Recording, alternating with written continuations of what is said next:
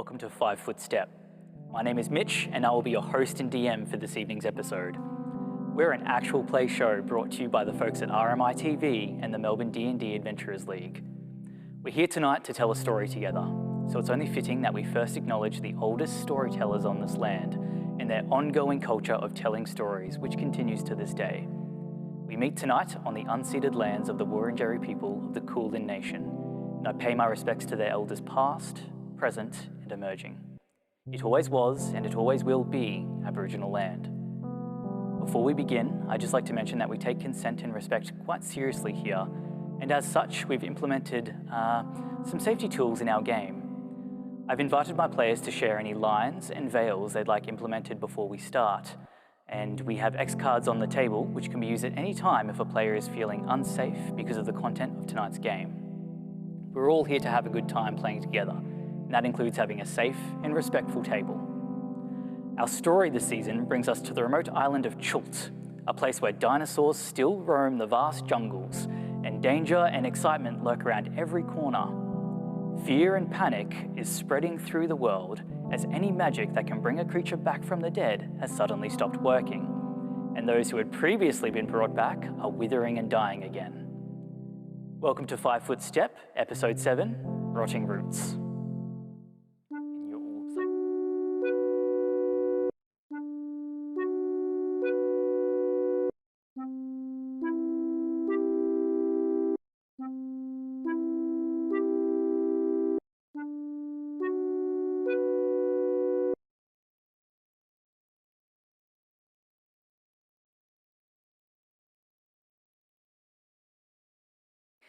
And without further ado, let us introduce tonight's cast. Let us start off with Joel. Would you like to introduce us to Demayet?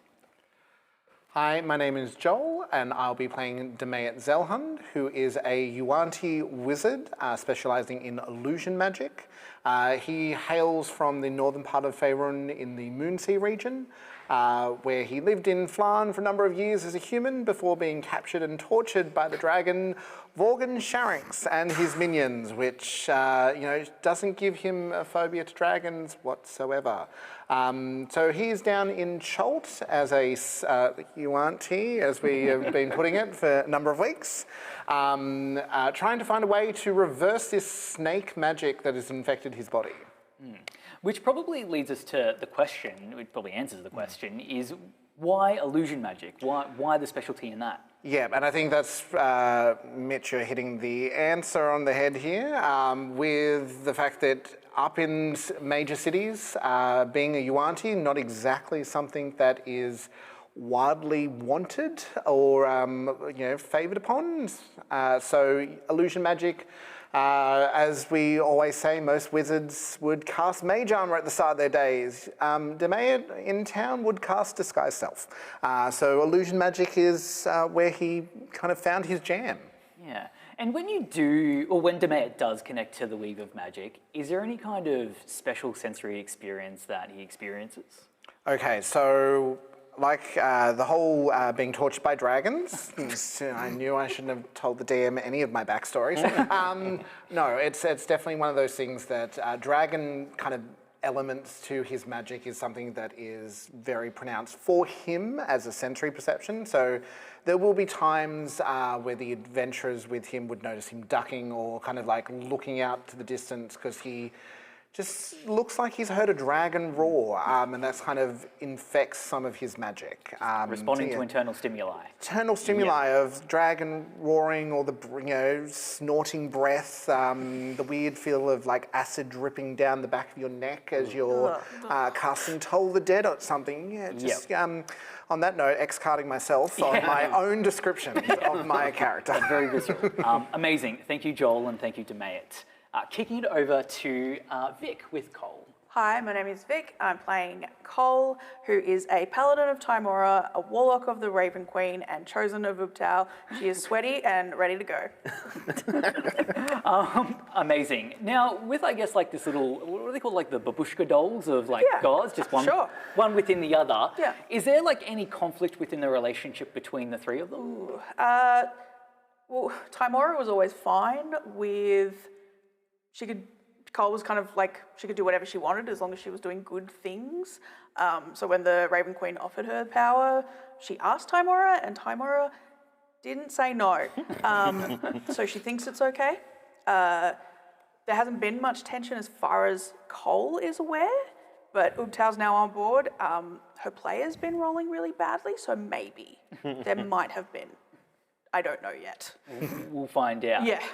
Between the three of them, is communication quite clear, or is there ever any kind of miscommunication where you mistake the omens of one god for maybe the other? Look, Cole's a very simple person. Mechanically, she has an 8 to intelligence. And she doesn't know a lot of things. Religion, you'd think for a paladin, etc., she'd be good at it. She doesn't know much. Yep. She's just been given these powers, and she's like, I should do something good with them. Yep. Let's go. She kind of just picks and chooses the best bits from each deity that she thinks she needs in the moment, and it's worked so far. She's doing her best, and hopefully they know that. Cool, amazing. Thank you, Vic, and thank you, Cole. Moving across to Brendan with Quinn. Hi, I'm Brendan. I'm playing Quinlan Lornath, aka Quinn. She's a Shadowkai Grave Cleric who is a acolyte of the Raven Queen. And being a Shadowkai, you're kind of pigeonholed into worshipping the Raven Queen, is that right? Pardon the pun. Yeah. Ravenhold? Ravenhold, that's a new word. I think, I don't know necessarily that every Shadowkai is like this, but at least specifically for Quinn, her species, to some degree, their souls are owned by the Raven Queen, and she very specifically was born into more or less like the Church of the Raven Queen. She was born on the Shadowfell, so from a very young age, she was indoctrinated into that system. She's never really known anything different apart from that more or less monastery, that way of life, and this is kind of the first time that she's really kind of been on the material plane and is doing anything that kind of goes beyond the indoctrination that she had growing up. So for her, I think that's kind of explicitly true. That's just kind of how her life's been. Yeah, and I guess in a similar question towards Vic and Cole, do you have any kind of set communication standards with the Raven Queen? Is there any particular omens that you look out for? So the Raven Queen communicates in very mysterious ways. She will, appear in a lot of symbology and a lot of very subtle things that's maybe easy to misunderstand or miscommunicate. Quinn specifically ended up in Chult because she followed a raven onto a boat, and that could have ended very badly for her if it wasn't a sign. She's convinced herself now that it is a sign, but there's really no kind of confirmation of that. But she's ended up here where all of these undead are, and she's been doing her best to try and clear out this undead scourge in Chult. So she's convinced herself that she's doing the bidding of the Raven Queen, but whether or not that's true is entirely up to the Raven Queen. Amazing. Thank you, Brendan, and thank you, Quinn. And finally, we've got Siobhan with Ida. Hi, I'm Siobhan. I am playing Ida Emerson, the ever swole and the ever sweaty. We like the big, strong ladies, don't we? Speaking of the big, strong, Ida carries a greatsword, is that right? She does carry a greatsword, yes. Is there anything that kind of motivated the greatsword in particular, and does your greatsword have identity, a name?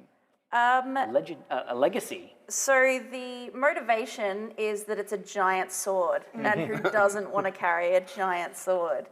The name of it is inspired by something that she was told when she first came into possession of it, and she was told that it was forged by lightning, which she thinks is bullshit. But it has given it a really cool name, which is Storm Song. Storm Song. Yeah. Was this like a Cloud Giants kind of situation? It was just the blacksmith trying to get a sale, I'm pretty sure. But it's and she was like, no, that one's pretty cool though. I'll take that one. Look, lightning struck, didn't it? And for Ida in particular, whenever you find yourself in those moments of pure desperation, Is there anyone in particular that motivates you to push through, whether it's like a mentor, a rival, or a loved one? So Ida is a former soldier, and the reason she became a soldier is because it was what her brother did, and she joined the same company that he was in, or like just completely following in his footsteps, and he died in battle.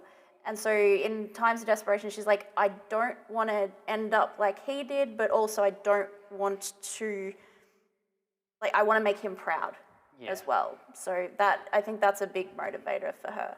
Yeah, very fair, I think. Quite close with the brother? Yeah, very much so.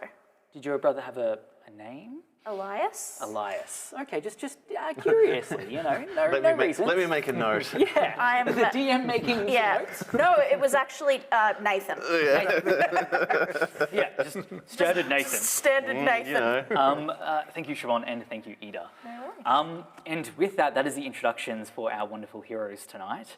We do find ourselves in episode 7, Rotting Roots. Tonight's adventure, effectively where you find yourselves is in the once beautiful city of Port Nyanzaru, which again finds itself under attack. So weird. Yeah, I mean, this place, recently it was under attack by some strange undead pirates, and now it's under attack by undead dinosaurs.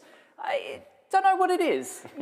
I guess you had some mysteries that you solved last week. You found a big, giant, pulsating crystal. Oh, yeah, we did. Yeah. Potentially it has something to do with that. Maybe you've got another one to find tonight. You were, of course, summoned to one of the particular walls of Port Nyanzaru by the main factions within the city. Before we kind of get into that, I just want to get a perspective from what your characters are effectively seeing. Where you are is basically on the big fortifications on the external portion of the city. So beneath you, there are like swarms of undead between you and the forest. To the northern aspect of the city, you are seeing not a lot of activity. This is kind of like the main merchant wards that are still quite fortified from the undead. So everyone's kind of bunkered down. There's a lot of silence, a lot of absence and void going on to the north. To the south, you are seeing teeming undead swarm through the city, through places like Malar's Throat in the old city. That's not good. It's not ideal. Not what you want on a Tuesday night. So my question to you is, what are your characters? What I want from each of you is 2 pieces of sensory stimuli. So something that your character can see, something that they can hear, something that they can smell or taste, whether that's something current or maybe it's something they had for dinner earlier on, or something that they can feel, and whether that is something tangible or just an emotional experience. We'll start with Joel. And you said we're standing on one of the fortified walls, kind of looking out. So you are safe from the undead currently? For now. For now. I suppose with Demayet's mistrust of most people, he'd probably be kind of back to the far wall, probably where all the supplies are. So been ratting around in whether it's arrows or Molotov cocktails and, sling bullets and stuff. And, slowly his hands are probably grimy and dirty from dealing with the ammunitions and kind of everything. So kind of dealing with that and, constantly wiping on his leather trousers. Yep. And kind of probably, he's always observant of everything, the mistrust. He'll be kind of looking out and keeping that ear out, one for dragon noises, but... a Dracolich appears. Yeah, well, the roars of, this is the thing, Demayet's not doing well in Chalk, because the roars of dinosaurs, especially the bigger ones, kind of very much sounds the same. So, he's, every time there's a loud roaring sound from one of these undead dinosaurs, he's definitely going to be flinching as well. So, the touch of, dirty weapons and, those sensory sounds from the enemies is probably what's going to be triggering him at the moment. Yeah, definitely incredible. What about Cole? What's Cole currently experiencing? I think at the moment, Cole... in the description for Divine Sense, it literally says that you can smell undead like a noxious odour. So I like to think that that's constantly what she's smelling. Just I don't know about you, all the like time. the first thing that comes into my mind is you know those people who can smell ants? Yes. I'm one of those people. Like You're to me, it's weird. like it's weird, but Yeah. I imagine that's probably what the undead Absolutely. smell like. Yeah. That's all she can smell right now. And because of that, she is probably feeling like quite antsy. Yep. Thank you. Thank you. She wants to get in there and hit some things. Yep. Amazing. Yeah. Yeah. Mitch, I have to know, what do ants smell like? It's like, you know, like that scent of rain, but it's a little bit Petrichor. rancid. Yeah, very that. Oh, okay. That's how I at least interpret it. Gross. Once I ate a donut, it was like a cinnamon donut, and I thought it was cinnamon flakes. It was not cinnamon flakes. Oh, no. Yeah. Ugh. Terrible. I'm so sorry for that story. Sorry. 25 flavored beans, eat your heart out. Brendan, what is Quinn currently experiencing? So it's been a little Cinnamon while. donuts? No. It's been a little while since we've seen Quinn. She's been traveling around through the jungle, fighting off hordes of undead, and she was doing all right for a while. She thought she was kind of starting to get somewhere with it, and then over the last little while, it's just built up. She's found herself like pushed back into the city, which is probably like a little bit of respite for her. She's found a couple of new things since we last saw her. She's found a pet raven. She followed a raven through the forest, and that's she. Does the raven have a name? The raven. She asked the raven what its name was. So Polite. the raven is called Core. What? As you do. And it's been kind of following her around, so Yeah. so she can kind of hear it cawing on her shoulder. But also she's kind of uncomfortable because now that she's gone back to the city, she's purchased herself some new armor, and it's kind of a little stiff. It's a little like unworn in, and she's much sweatier than before. She's really Welcome understanding. to the club. Yeah. She's really understanding what discomfort this this has. So she's kind of just like standing on the battlements, kind of going, oh, this really needs to loosen up. You get used to it. Whilst Demayet's super happy to see Quinn again, Demayet is a very intelligent person and has been observing and obviously is putting two and two together. Quinn went out to fight hordes of undead. Quinn's back with hordes of undead. Oh no. I swear there weren't so many when I went out there. It was just a few. Do we have the saying. source of the undead right here? They were already there when I went to fight them. It was just- Logical answer, Quinn must die. I thought I was winning as I could. Amazing. Thank you, Brendan. Thank you, Quinn. And Bon, tell us a little bit about what is Ida perceiving at the moment? So I think that Ida very much is trying to get like an idea of what is happening like quite close to the wall, like defensively. And so she's probably like leaning against it so she can probably like the roughness of the stone of the wall and like that little bit of like grit that comes away Yeah. from stone when you lean against it. She's probably like feeling that on her hands. Yep. And that leads to what she can hear and see. What she can see is a shit ton of undead. Yeah. Yeah.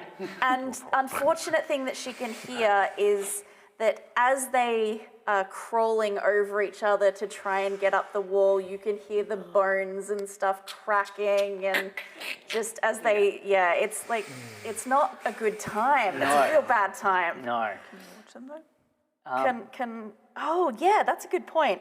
Would you say that I've spent a minute observing these enemies outside of combat? You've spent more than a minute. Yes. Because I have a fun little feature called Know Your Enemy.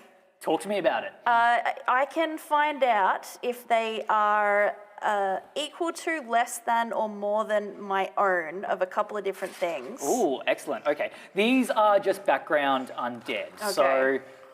But you know everything Zombies. But about I know them. everything about them. pretty much, yeah. Hell yes. You were like, you used to be a tailor back in the back in the skin days. One-on-one, you're I hate great that it's with called that. I hate that so Yeah, much. yeah.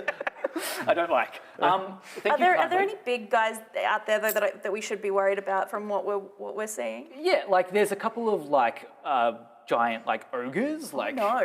zombie ogres kind of trawling around. I imagine there probably is, probably not a Draco Lich itself, but like there's probably some very big dinosaur-looking undead creatures. Does that one have wings? Does that one have wings? Does that one have wings?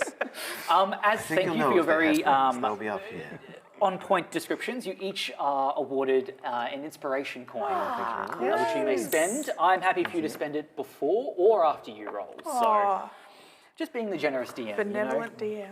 But on the side that says the 20, not the 1. Yeah, we're getting up that That's good the right. energy. Yeah. Good energy. Charge good your energy. dice, friends. Manifesting. Yes, and as you're kind of standing upon this wall, you're kind of looking around and you notice that there is a shadow in the distance upon the fortified wall itself, kind of lumbering towards you. And you see that like this hulking giant is actually like has a number of barrels strapped to their back, and they're kind of just like, and you kind of see them like come up to you, and they've just got like a little leisurely jog with all of these barrels kind of like strapped up, and they, oh yes, Ale? Good workout? very good, good for the hamstrings, good for the quads, the lower back.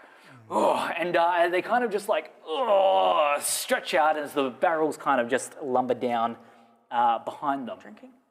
Is it ale for us? Sadly not. They are empty. Forgive me. My name is Hawkspawn. It is a pleasure to meet you. You have a quick look at Hawkspawn, and you see that upon their cloak, they've got the small little clasp of the Emerald Enclave, just a little emerald leaf. You see wrapped around their left wrist is two amulets with the icons of a small harp and a small gauntlet. A small hut? Pants, yeah, not a neon sign with a big Like the one arrow. that's in the middle of Cole's armour. Ask me about the Harpers. Well, I mean, Hawksbone themselves aren't part of the Harpers, so they're not really in much of a position to be speaking on their behalf, but they do represent their goodwill. But it is quite unique for you to see someone with three emblems of different factions. Where'd you get that? Well, I was the one who called you all here. I represent the three factions, and the Order of the Gauntlet, the Emerald Enclave, and the Harpers. You might have heard of the Harpers. Never. Never? Yes, we've heard of the Harpers. I've heard they're very secretive. Ida rolls her eyes at Order of the Gauntlet because she still doesn't like that guy that we met. Yeah, that's fair. Very fair. Alistair Ball. Yeah, Champion your friend. of something. Well, look, Your mate. Yeah. Demeyant's more Lord's Alliance. He was only put up with Alistair because Lord had a comfy Alliance bed? yeah, it was pretty much, stay in the slums or stay with our friends, the Order of the Gauntlet. So, Slums. Merchant Prince housing it was. Demeyant's now here with the rest of you because, even 2 weeks with Alistair Bowl, Too much. too much. So, to be fair, to his credit, never has a bad hair day. No. Does he have hair, though? I thought he was bald. Well, there Well, you go. that's why he doesn't Again, have a bad never have a bad hair day. Hawksburn looks at you all. Right. So, you all know why you're here. I imagine Something it's to do something to with do with the that. undead, yes. Yes, very perceptive, aren't you? Good. What we're hoping for you to do is to go off into the jungle and find the source of this undead. Good. That is what I was hoping. When you say find, do you know what it is and we just have to go find it? Or Well, I believe that some of you collected an interesting piece of humming kind of crystal or... oh, that thing that Yes, I imagine there potentially might be more of these out there, and we feel like That was this... a note. no. We feel like this might be the source, so we're hoping that you might be able to track something like this down. Well, we found one. We can find more. Right. You have a lot more confidence than I do. Yep.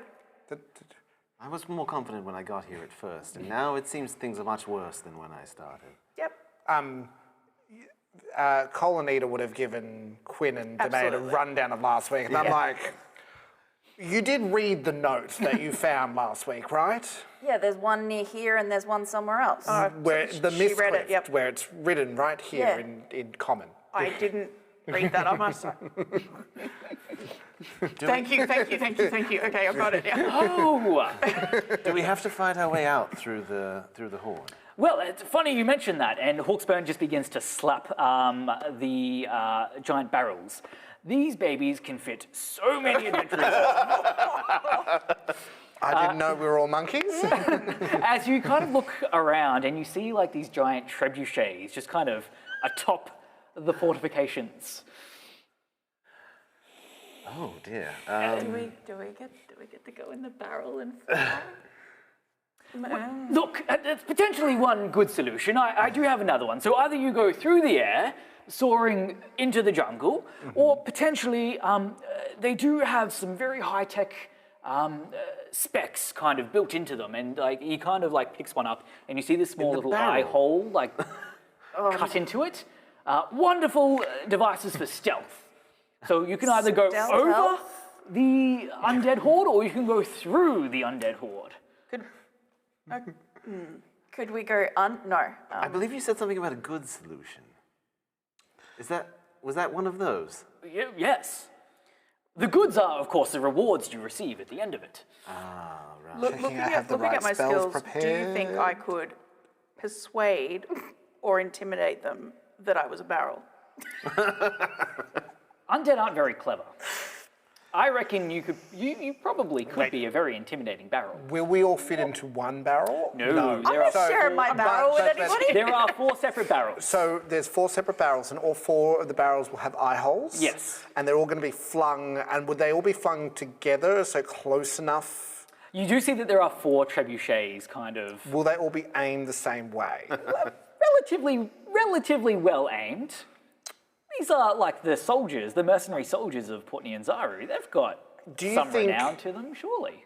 If we cut out a barrel, and I'll get to the how we cut out a barrel in a moment. If we cut out a barrel, so there was 3 barrels being flung, would that be more likely for the 3 barrels to end in a smaller area?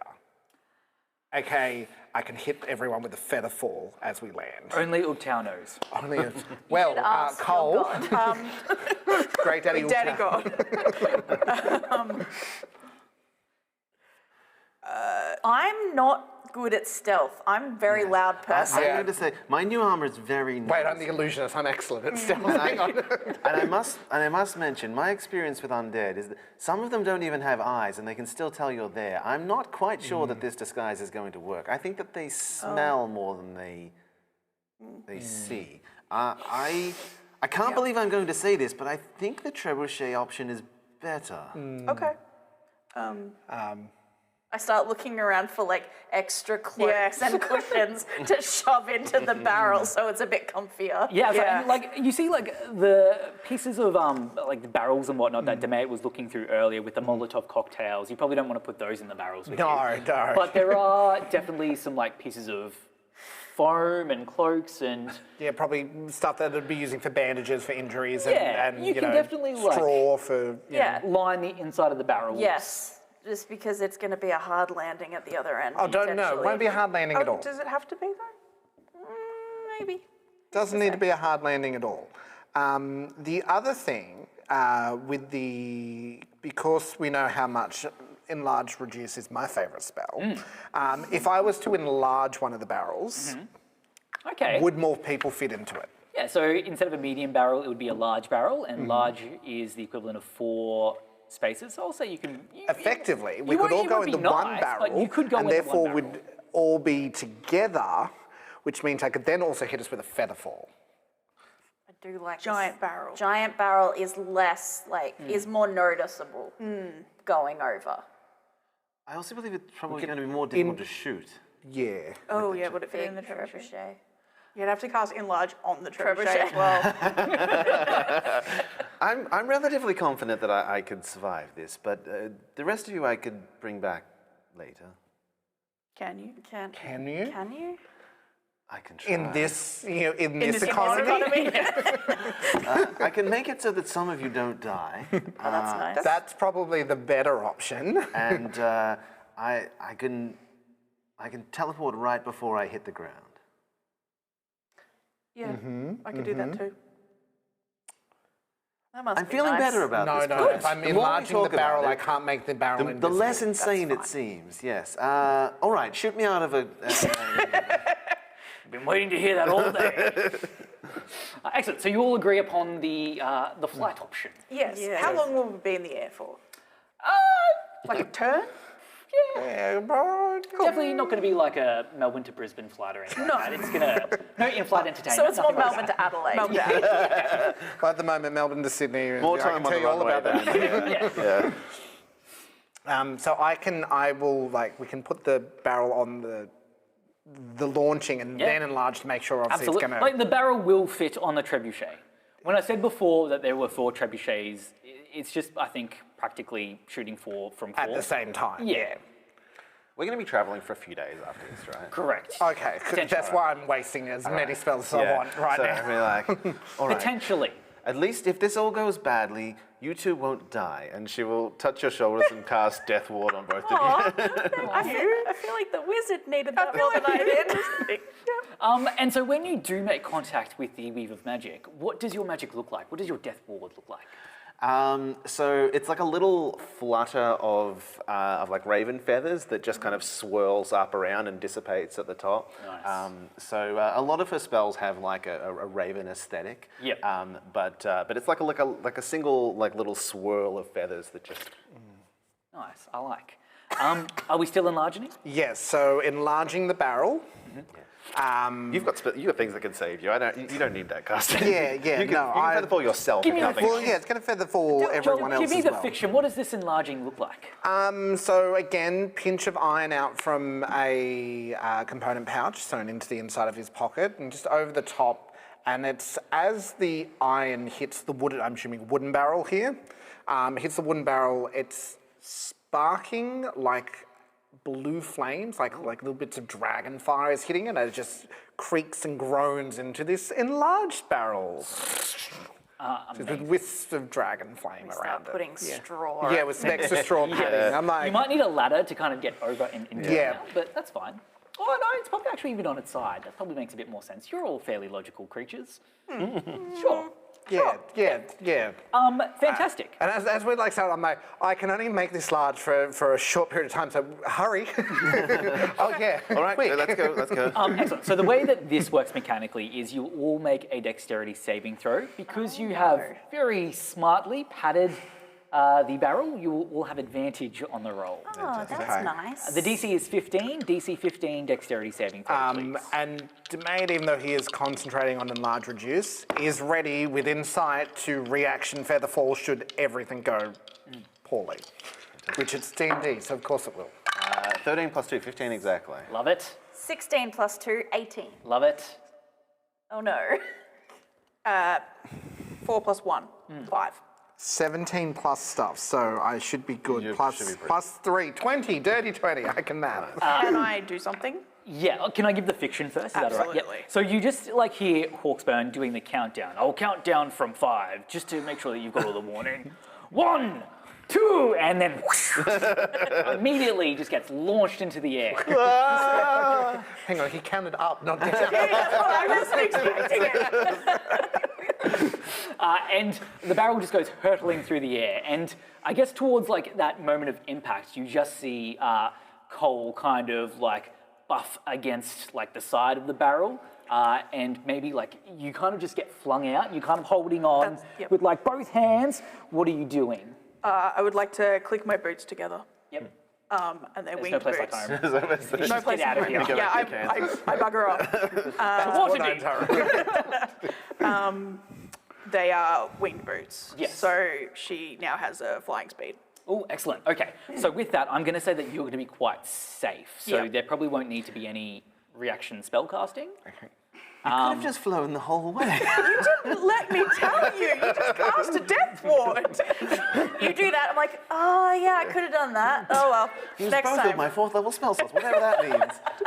I do know all right, fly last say that. spells since we last met, so... Do you also know the fly spell? Yes. Yes.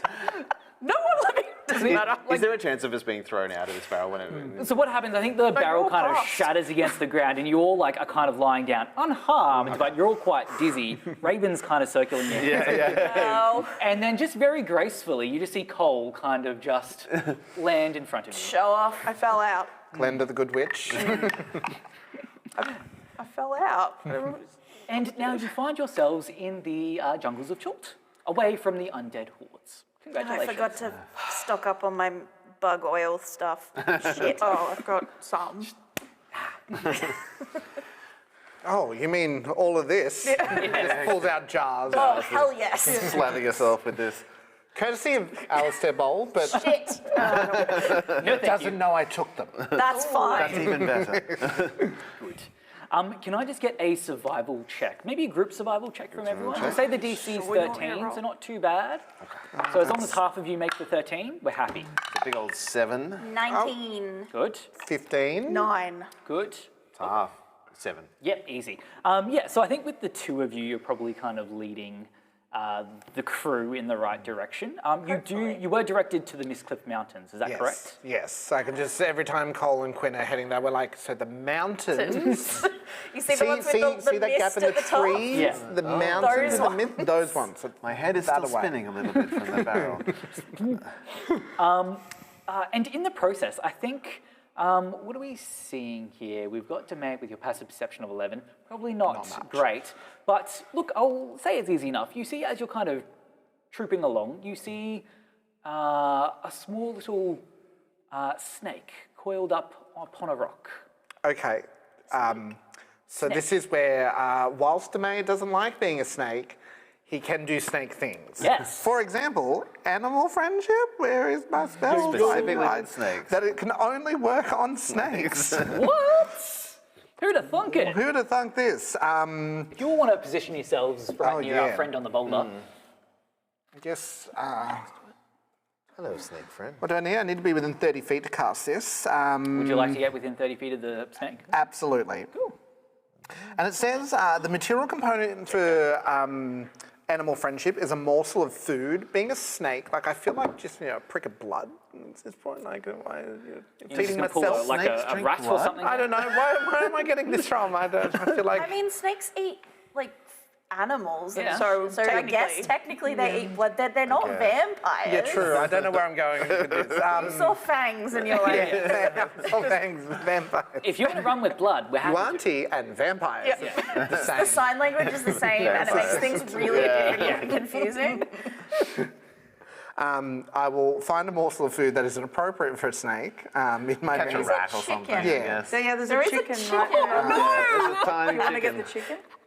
That's a morsel. Tiny, tiny chicken. Why is there a tiny? Was this also Because pre-planned? it was in the box and We got excited. we got excited. Got excited. If there's a chicken in the jungle, I'm catching it to feed. Give me either an animal handling or like a. Would it be like a dexterity or like are you? Chickens are pretty fast. Yeah. Yeah, this is true. How many spells do I want to waste on this chicken? How about an 11 total for animal handling? I'm happy with that, to be honest. I think Yeah. 10 is more than. The thing is, 10 is fine. the material component isn't used It's just up there. by the spell. It's just got to be there. So I'm Yeah. just going Oh, to it's just like hold an the chicken. offering It's for just an friends. offering. Okay. And I can buy chicken. Yeah, so it's like holding out the chicken, casting animal friendship upon this snake. The chicken's eyes are just staring back Yeah. at the snake's Yeah. eyes. You're doing you think when you move its head, its head stays in the same spot. And then once I'm pretty sure the spell takes effect, I'm like, Cole, deal with that. And what does animal friendship allow you to do? with that snake? It just convinces a beast, it has to be a snake for the Yuanti version of it, that I mean it no harm. It must be able to see and hear me. If its intelligence is 4 or higher, the spell fails. Otherwise, it must succeed on a wisdom saving throw or be charmed by me for the spell's duration. Cool. You don't get any kind of like telepathic. You No. can't speak to you. No, it doesn't. Okay. It's not speak with animals. It's just animal Okay. friendship.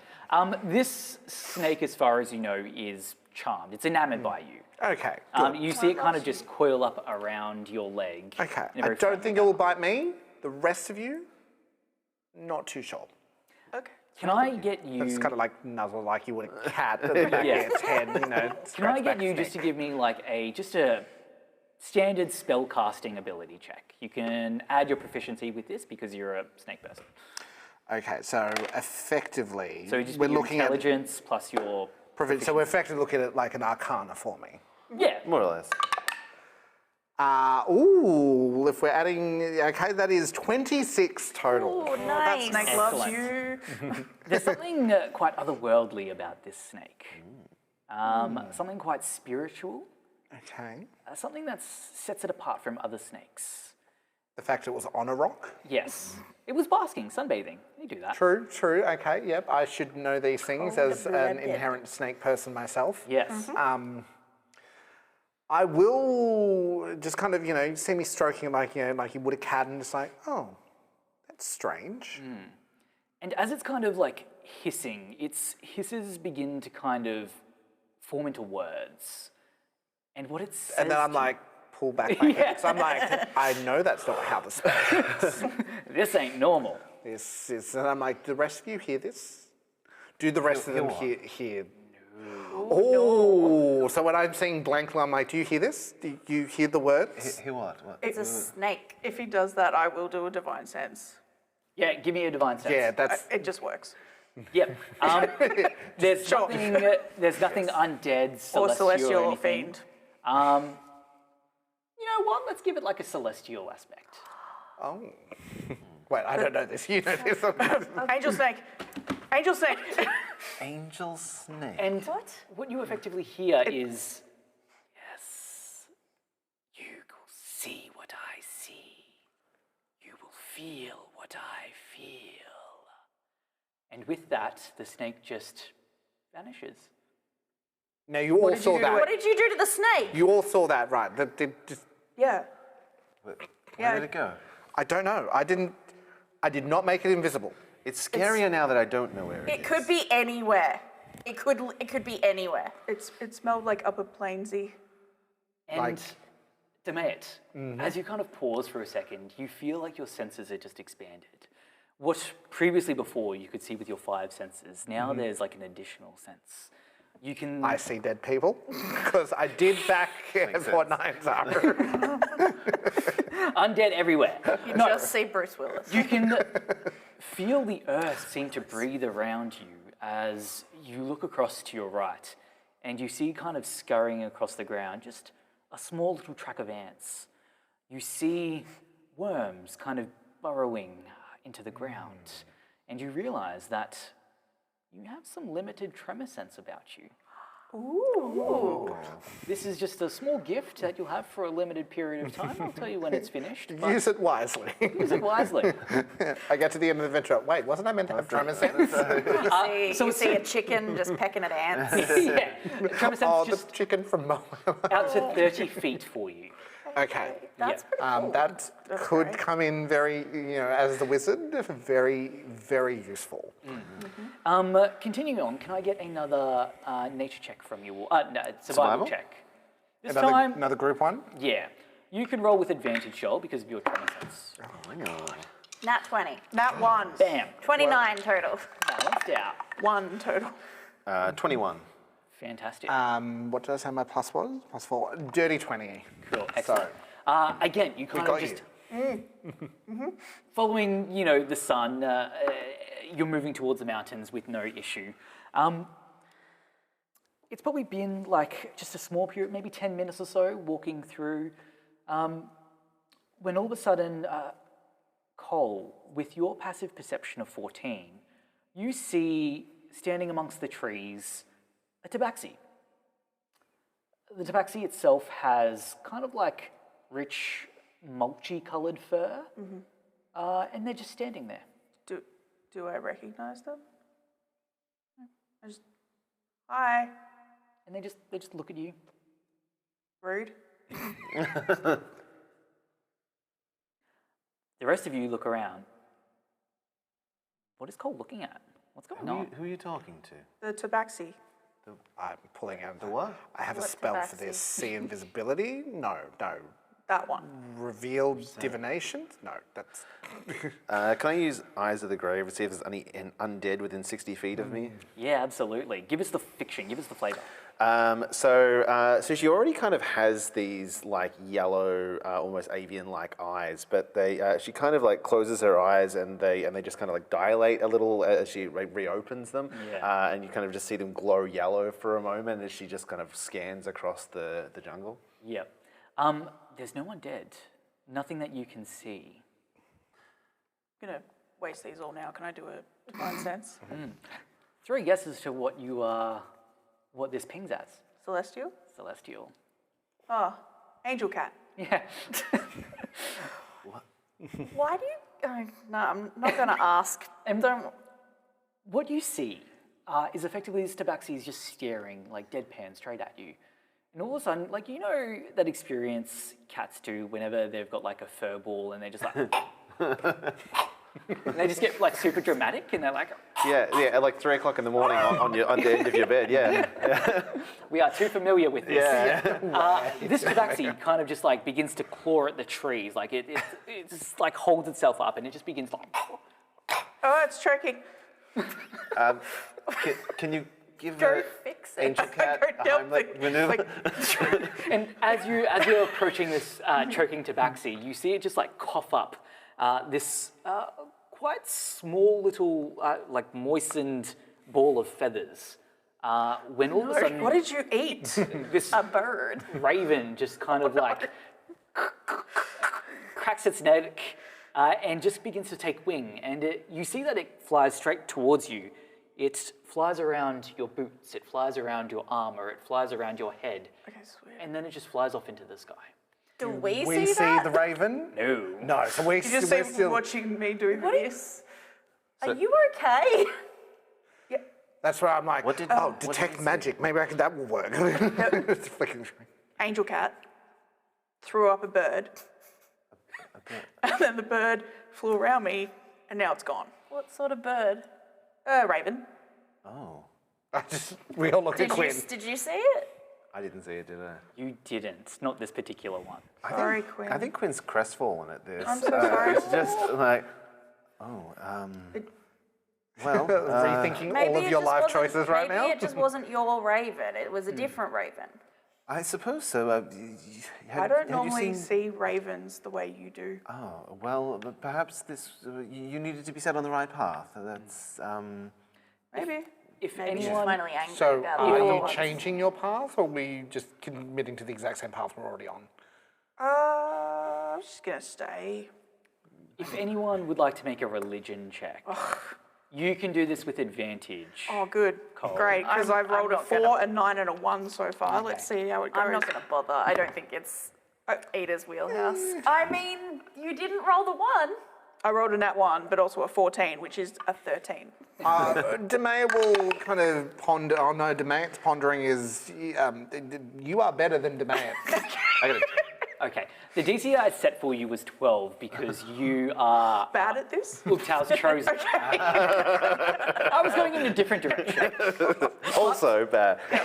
Right, sorry, this is Cole's DC, not Vic's DC. Yeah. Since your relationship with Ubtal began, you kind of have done like a small amount of research, and you have what you have discovered is that Ubtal tends to take the form of different aspects when they Yes. communicate with humanity. Yep. One is typically a huge ass giant dinosaur. Yep. Typically a Tyrannosaurus Rex. Yep. The second one is a male tabaxi with like mulch brown kind of coloured fur and a suave goatee. This tabaxi had a suave goatee. Oh, you didn't mention that. No, I Well, we didn't. would have known instantly if you told. We all know about the goatee cat. So you get the sense that Daddy this was goatee. Ubtal. This was Ubtal, maybe Okay. working with one of your other patrons Okay. or deities to give you a bit of a fair warning. Hey, would you say it's lucky you saw that raven? I think it might be lucky That you that I saw saw that that raven.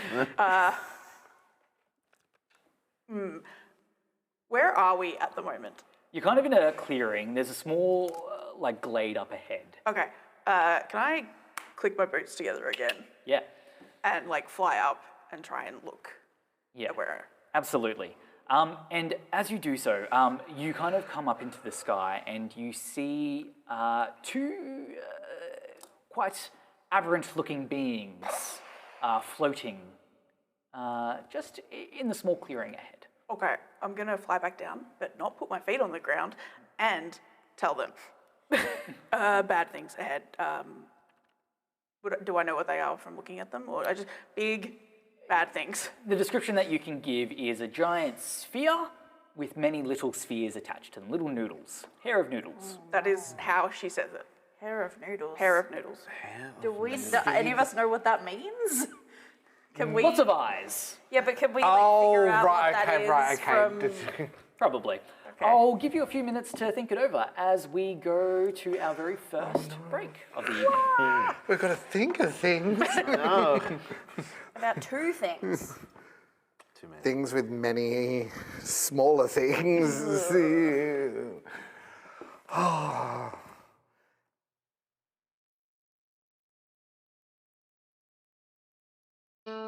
Australia's newest comedy series, Fruit Salad. It's got wacky characters, dialogue that most normal people don't say, Oh, go honker horn crumpet. songs, and a silly little puppet. Who's ringing the doorbell this hour? It's 1 p.m. Follow Rick, Hassan, Mitch, and Crumpet through a journey of frustrating lows and off-putting highs. I'm gonna kill everyone in this room. Would you be comfortable handing your opening statements to a lawyer named Declan? Oh, I was being funny like Grant Daniel. Let's just go. Fruit salad!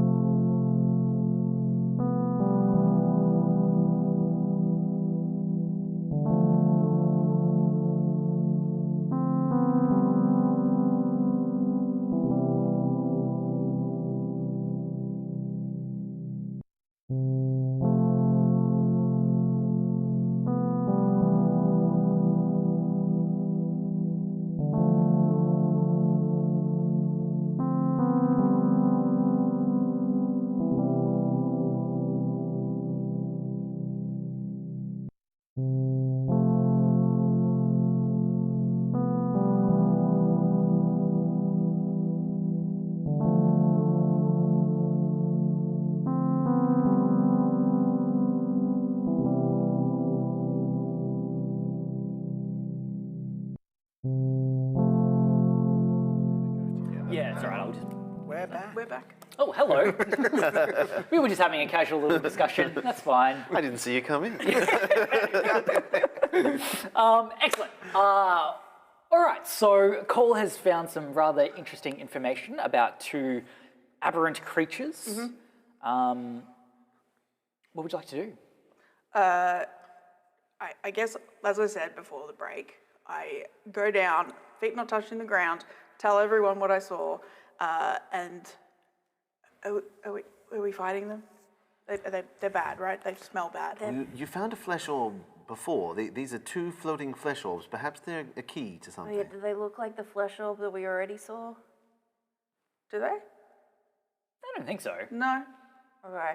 It's a different bad flesh orb.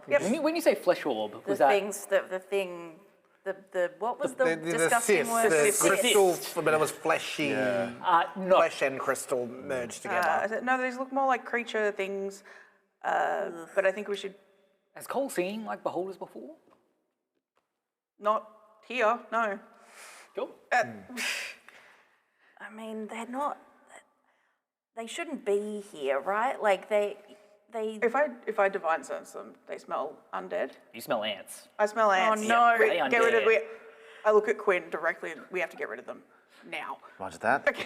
Demain's already muttering under his breath. You see him just wrapping a leather strap around his arm as he's like, "Oh, I'm casting mage armor, by the way." Just, first level spell slot done. Very well. Let's take them out. I would like to fly like above. And do they look like they've seen us? Are you being stealthy? I mean, now. Now I am, I guess. Give me a stealth roll. Sure. God, I thought that was another one. I have disadvantage. 7. It's actually very close, I'm not going to lie. Their passive perception is not great, but still better than that. Yeah, that makes sense. And immediately you just see this eye kind of focus in on you. Oh, no. As both of these zombie beholders begin to kind of like... It's all me. Oh, at this point, I'm going to get everyone to roll for initiative, please. Ooh. I don't like it when you make that sound, Mitch. now I. No, that's probably good though. Yeah. Oh, we roll. I have advantage because of Sentinel Shield. Oh, right, yes. But I rolled bad twice. Don't worry, I rolled just as bad as you on the second Yeah. roll. Yes. Excellent. So anyone who got 20 and above? Oh no. That can't be because they've got a -1 to their dexterity, so it's fine. 15 to a 19. 19. Okay, cool. Cole will go before our friends here. That's good. Fold that up a little bit more. Thanks. I don't think it's going to fold well. Yeah. There. There's 10 other to ones 15? back there if you want to use the. I got a 14. 14, cool. Yes. What'd you guys get?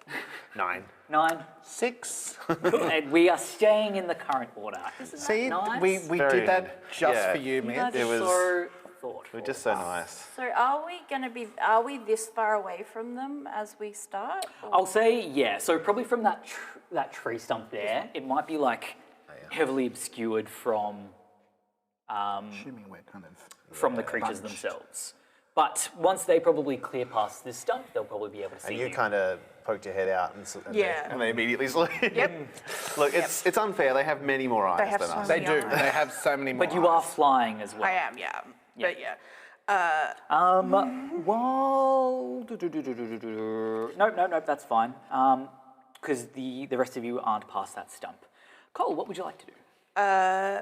Considering I'm this far away, at the moment, I'm going to send a couple of Eldritch Blasts at the one that's closest to me, Yeah, whichever one that may absolutely. be. A or B? B. B? Excellent. So give me an attack roll. I'll give you 2. You give me 2. Ooh.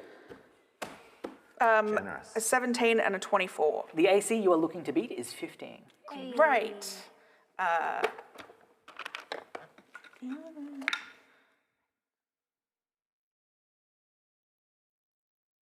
23 damage. Ooh. Very nice. And what do your Eldritch Blasts look like? Similar to Quinn's Raven, like it's that black and swirly kind of thing, but there's no feathers. There's no feathers. It's It's just, yeah. phenomenal. And you see, like, as it connects, a couple of the eyes, like, are blinking in rage as they look to be quite bloodshot. They ain't happy. Okay. Could I like go back down underneath the tree line and just Yeah, absolutely. like I'll get a little bit closer, but not. Yeah, actually, it's their turn, it's just- I said before, like, No. heavily obscured, but I'll say, like, lightly obscured, just I'm to gonna kind of stay stop where I myself. But if you want, you can definitely get, like, half cover, Yeah. extra 2 to your AC, and Sure. We'll do that. to deck saving throws and the like. Duck behind the tree. Yeah. Excellent. I do that. Cool. Anything else with your turn? That is me for now. All right. Now, these things have a hover speed of 20 feet. So they're gonna 5, 10, 15, 20. I've said that once you're like kind of past you're kind of beyond their view. So it's going to ready an action. This one will do the same. It's going to move up here, and it appears to be kind of like readying an action for whenever it can see the next creature. Which then brings us to Ida. Well, I hate that. Yeah, not fair when you Not fair. don't engage fairly. These guys are undead in their giant floating ball thing. They don't have tactics. That's bullshit. 5, 10, 15, 20. I mean, I could get there if I dash, but And then action search. yeah. Okay, I'm gonna move into its vision. Like I'm gonna start heading towards this boy. Yeah. So I guess I'm gonna do that. On the ground, or are you flying? Once you move past the tree Yes. stump, can I get what's your passive perception, sorry? 15. 15. Yeah, I'll say with that, you do notice that there's something funky with the ground. And you see that perhaps, I'm just going to fall over here somewhat.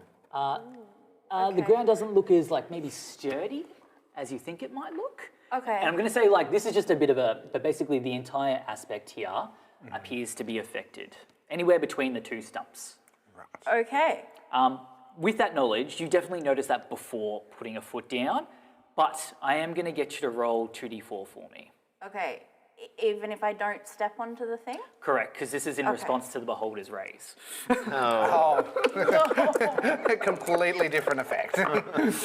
A 1 and a 3. A 1 and a 3. So what I've told the players tonight is that as the GM, I am avoiding any kind of responsibility. So the players will roll their attack and damage rolls that they are receiving from enemies. Mitch just doesn't want to feel bad about killing. I don't. So the first one, you said a 1 and a 3, is that right? 1 and a 3. Okay, the first one is a paralyzing ray. So can I get a DC 14 Constitution saving throw from you, please? From me? Mitch is taking a real jigsaw from the Saw movies approach to this. 8 plus 9. That is successful. Yes. You are not paralyzed. Oh, that's nice. It is Thank you, nice, isn't Mitchell. it? So it's like this big, like giant, we'll say like kind of this brownish, like maybe like transmutation in color, just kind of like hits you, but you manage to kind of like, Just like take it on the chest. yeah, and then, Flex it out. yeah, oh! And then your second roll was a 3, is that correct? Yes. Yes, an innovation ray. So a big giant like red blast hits, strikes towards you. Can I get another DC 14 Constitution saving throw, please? Look. Yeah, that's annoying. What did you roll? I rolled a 13. Okay, not ideal. No. Would you like to either use your inspiration that I've given you? I'm happy for you to use it post, or I believe you've got a feature. I do, but I don't want to use that yet. Do you want to take the full dose of the innovation? I don't know. I don't. I'm going to use think my that's inspiration, practice. Mitch. Sure, thank you. That's better. Okay, yeah, thank that's a plus. That's a 22. Good. Do you have 2d8s on you? Yes. Yeah, cool. Can you add these 6 d8s? Well, okay, yes. I don't like using your dice. You can have those Do you want to 3 use mine? back, and I'll use mine. I should have done this last week. Oh, but listen to that sound, though. Oh yeah, that's good. It's not a good sound. All right. I need to do math now. So this is 8d8 worth of 14, necrotic damage, yes, thank you, 21, Joel. Or half as much on a successful 25, 30, 38, 42, save. 42 halved is 21 points of necrotic damage to you. 21. Yeah. What does it feel like as you're hit with this innovation ray? Not good. No. It's like, you know the feeling that you get in your mouth when like your mouth's really dry and it feels like the skin's like really tight. It's like that, but through your whole body. Excellent. That was their held reactions. Cool. So it is actually your turn. So Awesome. give us what you want to do. So I noticed that the ground is funky. Yes. So I'm going to take a page out of my friend Cole's book and click my heels together. Cute. And I raise a little bit above the ground and start flying. Is that a bonus action? No, it's no action at all. No action, it's just free. Yeah. Oh, we love this economy. So I'm gonna move across and I'm going to use my action to dash. Yep. B has been hit already. Oh, that's a good point. And I'll say that B was also the one that did the innovation ray on you. Oh yeah, fuck that guy. Specifically. Yeah, I'm gonna use my action to dash and get up right next to him. I believe the name that I've written down for this particular beholder zombie was Usakinak. Not Barry. Those Not are Barry. yours, by the way. Thanks. Good work. And then I'm going to action surge. So I can try and hit this guy. So sorry, that was dash action to get across? Yes, And then action dash surge. to get Yep. across because he was too far. Yep. And then action surge to try and attack him.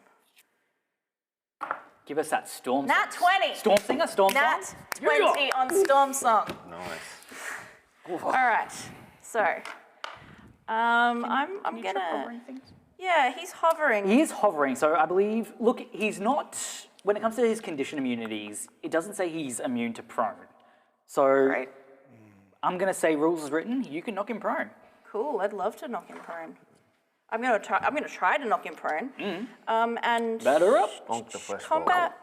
Does superiority dice get doubled on a Crit? crit? Yeah, Yes. It's a Oh, damage yes. Any Okay. dice? Awesome. That was a pretty good roll. Okay, so we've got 6, 10, 15, 18, 26, 20. What? Don't interrupt. Now I have to start Start saying again. numbers. 374. 18, 21, 28, 33 damage plus 6, so 39 damage. And can I have a DC 17 strength saving throw, please? Absolutely, let's... it got a natural 1. Cool, he's not Yeah. prone. Bye. And I'm going to take my second attack at advantage. 26. Hit hits. You need to beat a 15. Brilliant. 5, 6, 7, 8 plus 6, 14 damage. 14, absolutely. This thing is looking rough. Perfect. Excellent. That is my turn. Pretty good turn. Beautiful. Excellent. After your turn, maybe something happens. Maybe. Maybe something happens. Oh, no. Quinn. Fantastic. We all check the initiative com. Quinn will move a little bit forward. I just want to, and With as your she- passive perception, you also see. yeah, so I can see this funky area. So she Yeah. kind of like 1 foot over it, just go, oh no, no, no, and just this swirl of feathers just envelops her, and she disappears and reappears on the other side. She is using Blessing of the Raven Queen. Love this. Which isn't Misty Step, but it looks a lot like it. It also gives you the added feature of... So I'm now resistant to all damage until the start of my next turn. It Love doesn't that. take a spell slot, and I haven't cast a spell. Yes. But it does use my bonus action. So because of that, I can use, I can cast a spell. So as the raven feathers reappear, they spread out to a 15-foot radius and turn into birds, and they just start circling in this blender within 15 feet of her. Nice. And she will take a couple of steps forward Yeah, cool. to envelop this one in it. Love this. That is her action. So she spent third level spell to cast Spirit Guardians. And Which they will take the damage on their turn. Oh, is they will that right? take on the start of their turn, or Yeah. if they enter it. So I'll roll that damage, and then Yeah. when they go into it later, we can work out what it is. Oh, that's not great. It's only 6 radiant damage on their. They're going to make a Wisdom Yeah. save on their turn. That's all right. But I'll re-roll it next It turn. still looks epic. Yeah, just starts and she just kind of like looks around to everything. They're also slowed, half speed within that radius. Yes. And that's her turn. Perfect. Excellent. And a quick question: you are not next to it. You're at 10 feet away from it, or 5 feet? They're There's a 10 feet, gap. 10 feet away Yeah. from it. Okay, brilliant. That is perfect for me. Assuming it is now Demayet's turn. It is now Nothing Demayet's is happening in between. Okay, very good. Demayet's going to step out. He doesn't need to go too far, but he... If you want, I'm happy to give you a bit of information now that you've stepped Oh, a little yes, bit. because I have my little tremor sense thing Yes. going on, of course. Now, what's in front of you is it's basically quite blurry. It's like, you know how like you're underwater and you have that like, And I would probably, in a sense, being an illusion with the blur of like an illusion when you're kind of like seeing through an illusion in a way. a little bit, Except but this isn't not. magical. Yeah, okay. Yeah. So what you do get the sense of that in front of you is quicksand. But not only is there quicksand, there are also several large hulking figures within the quicksand. Oh no. And I'll say that you can at least kind of pinpoint them. Oh, I was gonna cast a spell, but I think my spell, can I see? They are technically beneath total cover. Okay. You just so kind of this see is, the little bits of them popping up through the. Yeah. So they are technically, but does the hypnotic pattern need me to be able to see? Would they need to be able to see you though? No, not for hypnotic. I think they just need to see the pattern, right? Through the air within 30-foot cube. With it being quicksand, effectively, is that enough to cast a spell into it? I think it's in my mind's eye, like I see where you're coming from and I want to try and help you as much as possible, but they're effectively blinded. Because Because they've got to be able to see the. Yeah. Yeah, that's true. That's a good point. Okay, well we'll go with option number one. I am exactly 60 feet away from Mr. A, Alfred the Beholder. His name is Zerzadon. Zerzadon. Alfred, A and B. And I am, fortunately, Quinn is not next to it, so this ice knife that I'm about to fling at it is not going to do anything. And rather than flinging with my hand, my ice knife comes from my mouth like I'm a white dragon breathing this out. That's cool. Amazing. So as the ice particle, and I'm only casting this using a first level spell slot because it doesn't need to go too far. I'm on hypnotic pattern. Sorry, there was like, will option B be used? No, it won't. Ice knife, where are you? I need to make a ranged spell attack against the target, which I'm aiming for DC 15. Yeah, the AC was 15, yeah. Exactly 15, so I rolled a 7 and I have a +8. Thank God I bumped my intelligence up. So you will take D10s. 1d10 piercing damage. There'll be 7 points of piercing damage. Yep. And then the shard explodes. The target and each creature within 5 feet, which is no one. No one. We're good on the positioning. Yep. Must make a dexterity saving throw or take 2d6 cold damage. Oh, excellent. They are not prone, so they're fine, but they will still make the save. Like the beholder still makes the save. Yeah, they fail. Beholders aren't dexterous. I know. It is only 5 points of cold damage, so for a grand total of 12 points of damage there. Look, no, it still does some pretty decent stuff. Yes. And I will also quickly call out across, be like, don't come back this way. And then I will kind of duck back, turn to Cole and be like, there's things in the quicksand. What things? Things. Okay. Not good things. Presents. There's candy and There's Sunshine and rainbow. Fantastic. kitties and presents. Which brings us to the top of the round, Cole. Okay. Cole is going to. She can't get there. Okay, I'm gonna use a bonus action to Misty Step, and then fly the other 30 feet. Yeah. I get a free Misty Step with Fade Touch, so I'm not using a spell slot. Does this kind of particular spell look different from your normal magic? Yeah, this one has more like Time Aura vibes Yep. to it than Raven Queen vibes. Yeah. Kind of blue swirls, Yeah. that sort of Peaceful. Yeah, Friendly. friendly, very friendly. Lucky. Very. So lucky. Let's see how lucky she is. I'm going to take 2 swings with the... Against B? Yes. Yes. Still prone? Still prone. Okay, good. Barnaby. Barnaby, sorry. You guys don't like It's my a 28. deep speech names. 28 heats. Sorry, It's- man. it's BA apostrophe. I speak Common and Dwarvish. I don't do deep speech. What you got against Usakanak, all right? I got undercommon, is that close? 28 on the first, 18 on the second. They both hit. Great. Give me some damage. 8 plus 6 is... 14. Yep. And I can re-roll that one. 6 plus 12. So 14 and 12 points of damage. Nice. 26. Oh, good. Okay, that was easy math for me. Cool. Dumping this big Yeah. ball on the ground. Wonderful turn. Is there anything else that you have to do? No. No? That's my bonus action, movement, done. Cool. It's now the Beholder's turn, so we'll do the, is it a Wisdom save? Wisdom save, DC 17. Oh, no, not good. So 6 radiant damage. 6 radiant damage.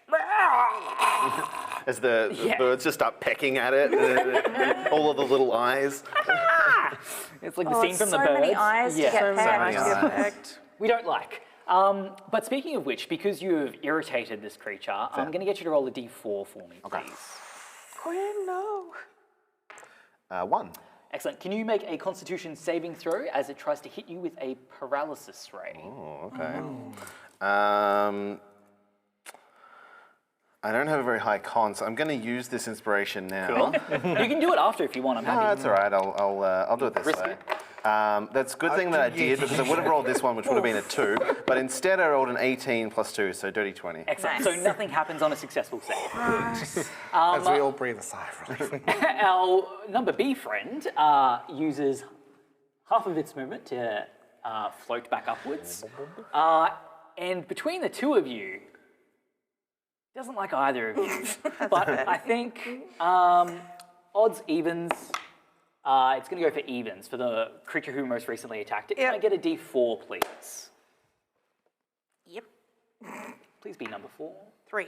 3. This is going to be an innovation ray. Okay. I'm going to get you to make a Constitution saving throw. I'm going to use my inspiration. Yeah. Do you need some d8s? You need 8 in total. No, it's fine. I've got 5. Please take my D8. They need to be rolled. My 18? children need to be rolled. 18 was it? Yeah. Yeah, so you'll take half as much damage. Okay. Necrotic 5. damage. 2, 3, 4, 5, 6, 7, 8. I'm over here with like all damage resistance Yeah. and necrotic Yeah, I resistance. really I'm like, see please target me with Yeah. the necrotic You damage. got paralysis ray? Yeah, I could have taken a quarter of even on a fail.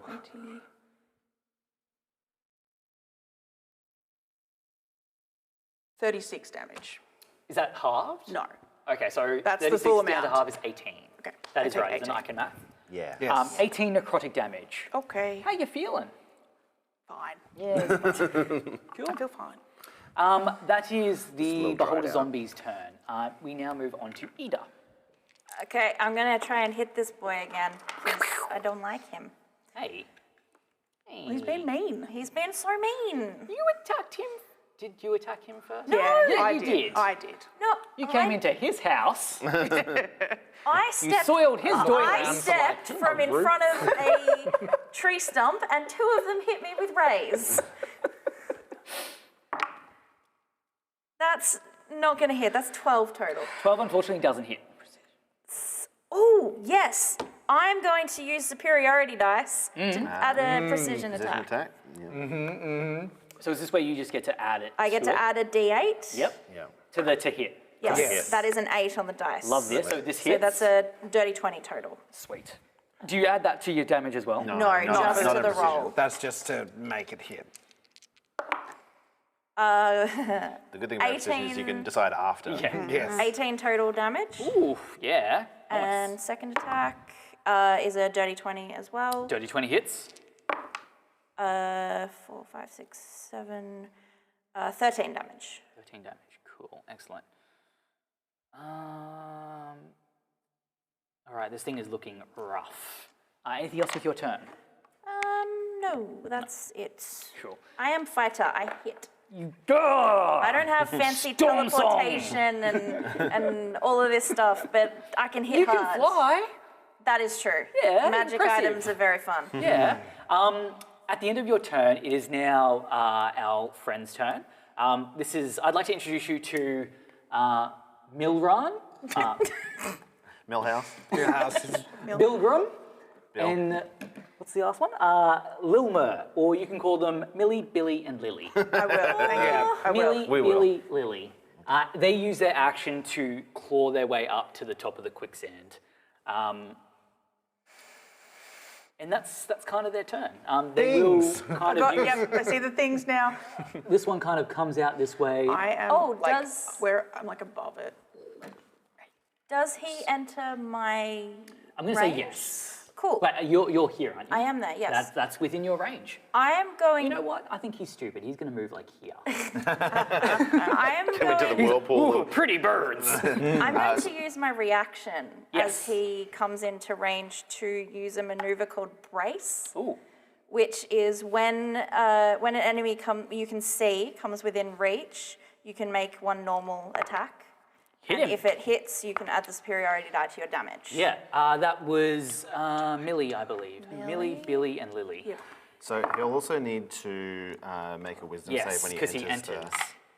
Now, undead ogre zombies are not very wise. Fair. This is a 2. Okay, it takes 9, re-rolled it for this round, Yeah, that's 9 cool. radiant damage. 9 radiant, excellent. That was Billy. Excellent. Siobhan, hit me. Unfortunately, I only rolled a 12 to hit. Look, their AC is 8. Oh, hell yes. So yes. Oh, yes. Sorry, is it a was how hit. many? 9 radiant damage as he enters the blender zone. Yes. Oh, I can re-roll both of those from great weapon fighting. And I rolled the exact same thing. 4, 5, 6, 7, least it's not worse. Meant to be. 6, 15 damage. 15 damage, excellent. I've never got to use brace before. That was cool. Cool. I took it on Cedric and never used it. I never got to use it in that whole time. Excellent. So that was your reaction. They've used their action and their movement. They don't have anything else left. So we're now moving on to Quinn. Fantastic. I'll All right. put them. Millie, Billy, and Lily. We have guests. We do have guests. Break out the doily. I Not the think nice Alfred and Barry need to Barnaby. need to break out the door. It's their house. Yeah. Yeah. So I think you guys have got this one handled. She, turning towards Alfred, will cast a spell. She is going to reach up to the sky, and coming swooping down is a very large raven. As she casts Spiritual Weapon at 2nd level, as it flies down and does a little swoop and a peck at this one. So many eyes to pick from. It goes for the big one while all the little ones are going for the little ones. AC 15. AC 15. Give me your hits. Oh, that's not great. Give me your crits. That's going to be... Why is that not here? It's going to be a 9 though. It's a 13 to hit. That's not going to make it. Not for the Beholder zombie, No. unfortunately. Kind of swoops down, it ducks and goes over top. With her action, she will cast Toll the Dead. So she bangs her fist against the shield and it radiates out. Can you make me a wisdom save? For the Beholder zombie? Yeah. Yep. That was a 10 on the dice for a It's- total of 9. 17 is what it needs. And it's taken damage, hasn't it? It has. Okay. That is 2d12 plus 5 necrotic. 10 necrotic damage. Not rolling high on damage today. That's cool. And it still takes that full damage. Fantastic. Excellent. Anything else with your turn? No, that's a turn. Fantastic. Demayet. Okay, so Demae's got 2 brand new friends. Friends. Friends. They look friendly. Yep, and Billy and Lily. at least now everyone can see each other, which is great because it means hypnotic patterns now coming out of the bag. As almost like he's, street magician. You see him pull a crystal vial, which has like a glowing. These ones, right? Yes, What's the yeah, range of it? it's a 30-foot cube. 30-foot It cube. just needs to be enough to know where it's. Yeah, there I'm you go. only going to aim it for the first 2 anyway, so it's Oh, yeah. So you just... effectively, Live here somewhere? yeah, because I just don't want to mess up accidentally hitting any of the party at the back. So Yeah. you basically see him pull out like a crystal vial filled with a luminescent worm. It's like glowing, and you see him like kind of put it behind a hand and it's like disappears and just kind of does it. And as he then turns his hand, the underside is these golden dragon scales that just, as the blinding hypnotic pattern blasts out into that 30-foot cube. And I'll need both Billy and Lily, or Millie and the 2 in front of me, to make wisdom saving throws, This is please. Billy over here, so that's Millie and Lily. Millie and Lily. Can I share with you a poem that was written on my stepmother's fridge when I was young? It's quite apt. I wish I was a glowworm. A glowworm's never glum. How can you be sad when the sun shines out your bum? And I imagine that's what like the incantation might be. In Draconic, though. Yes. I understood it. They both failed. I did. Excellent. So, whilst I hold concentration with this third level spell that I've just now marked off that I've used, so up for a minute, the creatures who fail become charmed for the duration. Whilst charmed, the creature is incapacitated, which means it can't take any actions, and has a speed of 0. It ends for the creature if it takes any damage or if someone else uses action to shake the creature awake, basically. Is it just a minute? Is that right? Yeah, minute concentration, but at least as long as no one does anything to them, it keeps them held until we do. Like, you just, you go on the bench, you be a Sam Kerr. We'll get to you later. You be a Sam Kerr for now, and then, sorry, topical. Brutal. We won. Topical. Topical. Continuing on. So that is my action. I don't have any bonus actions worthy at the moment, so I'll just kind of hold concentration as like the glow subsides from. Do you want to move my into the arm. quicksand? I see where you're going with this, and I know that we share similar DM styles. Like, I'd like to give my players options. Yeah. No, Mitch. Okay. Just happy where I am. Had to make sure. Thank you very much, Demate, for your turn. Top of the round, back to Cole. Okay. Get him. Yeah. I am not going to do anything fancy. I'm just going to try and hit the thing in front of me twice. I like. Great. Simple and He's effective. undead. I'm aware. I'm aware that I also have 4 spell slots and that's it. If I crit, maybe I will. But I don't. That would have been beautiful if you I had a know. crit. That would have been so good. You said it's there 15? 15. Okay, so I got a 14 and a 26. So 1 hits. You didn't want to cash in? I already did. Oh, did you? Yep. That one. Oh, fun. That is how I passed the innovation rate. Oh, right. Thanks for not lying to me. Sure. Trust is important. 11, 12, 17 damage. 17 damage to... This one? Yes, Barnaby. Barnaby.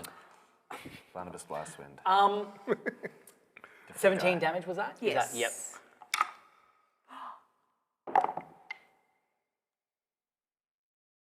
Numbers. Oh no. You see, like, as you're... give me the description for how you slay this creature. Well, Cole's weapon is a greatsword like Eda's, but it's black metal Yep. and kind of feels a bit weird to be around. Yeah. Why though? Why? Bad vibes. Yeah. Yeah, it's not bad vibes, just weird vibes. But like I've said before, she's a very simple person, nothing fancy. So I think she just splits it down the center. And as you do so, like in that fun, sweet anime way where like apparently it like slides into 2, it does for a brief second and then it begins to kind of like reconstitute itself. Oh no. And as it's in the process of doing that, the smile on its face just shatters and it does indeed slide into 2. You manage to slay the zombie beholder. Not live forever. Yeah. No, you cut through its undead fortitude. Yes. Yes. I will start moving around towards the other one. Yeah. Do you want to get this? Yeah. Do you want the zombie or the... Well, they're both zombies. The ogre or the beholder? 10 No, the more beholder. Feet. Beholder? You got 10 more feet you can move. Do you want to go up next Yep. to Quinn? And I imagine I did Cole's safe. exclude all of us. You sure? From the all right. I didn't mention at the time, but yes, Competition. Yeah. Like, Could you see everyone at the time? I could. Yeah, Yeah, I'm we were assuming there. that. We're only lightly obscured. Even though I was still in the... It's fine. Just, The intention's you would be there. the only one that was. yeah, and I'm not coming anyway, so that's fine. Excellent. So that's the end of Cole's turn. It is now a beholder zombie's turn. A sees some threats coming its way. Cool. Make the wisdom Yes, save again. please. 17. Yeah, no. Hit me. 9 radiant damage. As they just continue to slice across it. So who do we have in front of them now? It's you two, isn't it? Yep. Yeah. I still think we're probably going to focus on you. So give me a D4, please. Fair enough. I've been putting it through the blender. Yeah. It's a I 3. would have thought the blender would have been a consistent theme blender. throughout our How many D8s adventures. do you have? What's that? How many D8s do you have? I've only got 2. Would you like 6 more? Sure. No, I don't want No, six. I'll just roll the 2. That's This is an innovation, Oh, right? okay. All right, fantastic. 2 is actually not that bad either. No. 3 and 4 you don't want. No, I just remembered the 2d8s that I had. I'll just pass yeah. on the other ones here. Okay, I rolled a lot of 1s. Pretty good. Okay, that's I we rolled like them. 3 7s when I did mine. 10, Told you, 21, don't 26. 26, and that's not halved, is it? Oh, No, so You haven't done the save yet. Oh, sorry. No, you didn't tell me what the save was. Yeah, so DC 14, Constitution saving. throw. Constitution save. Okay. Got ahead of myself. I was too excited. Fail. That's a 4. So you took that amount of damage from necrotic. What was it? 26. 26 necrotic? Yes. Okay, so I'm resistant to necrotic, so I'll take 13. Love this. So it kind of like starts to kind of ripple up, and you can kind of see the veins bulge for a brief moment, but it doesn't seem to kind of take as much effect. She's just like, kind of like, oh, that's uncomfortable. Just like some off orange juice or something. Yeah. Like, ugh. Oh, 13 brush down. your teeth and then Yeah. drink some. Ugh. Yeah. No, thank you. Excellent. That is the Beholder zombie's turn. It is now Eda's turn. Cool. I'm gonna try and hit the big zombie boy that's right next to me. Billy. Is that Billy? That's Billy. Oh, okay. I don't like you, Billy. Oh. 24. 24 hits Billy. His AC of 8. 15 damage. Yes. Excellent. And second attack. Crit. Yeah. That, I don't like that I'm getting crits because it means that later when I need them, I won't. Or you'll get them when I ask you to roll. Don't Hey, do that. Vic, when Mitch asked me to roll, do you want to roll my dice? I think I can do that. Can you roll? All of the dice? Yeah. Oh, I rolled 3 1s. I'm going to re-roll them with my great weapon fighting. That's better. Okay, we got 10, Couldn't possibly be worse. It could have been 1s again. 21 But it's now. not worse. It's not worse. It's just the same. Give us the description. How will the bards sing of this great victory as you slay poor Billy? I think it's very, very similar to Cole. No nonsense. I think I'd just try and chop his head off. Yeah. Just a big swing come through. Classic. Aim the head for the quicksand. Yes. Yeah, cut clean. Like baseball? It just Hole in needs to, one. like, Yeah. It's like the, what's the one? T-ball. It's like T-ball. T-ball. Yeah. Amazing. God, it's been so long since I played tennis. Beautiful. Yeah, I'm gonna start heading towards the zombie beholder, I guess. You can get pretty much the whole way. You if do want basically to. see these two are just I like. might I might just duck behind the thing and try and get some cover Down from there? him if Yeah. he tries to attack me with another ray. Yeah, absolutely. Yeah, cool. Yep. Cool. That's the end of your turn. Come into the blender. Yeah. Excellent. It is now the ogre zombie's turn. You're fine over there, right? Fine, They're you've got him. They're raving at the moment. They're on Ibiza. They're like chilling. They're having a great time. Quinn. Fantastic. So I rolled this round's damage. So Yes. next one's going to be 14 if Love. if it fails. very nice. First, you will have the raven swoop down again and try for another peck at the Yep. big one.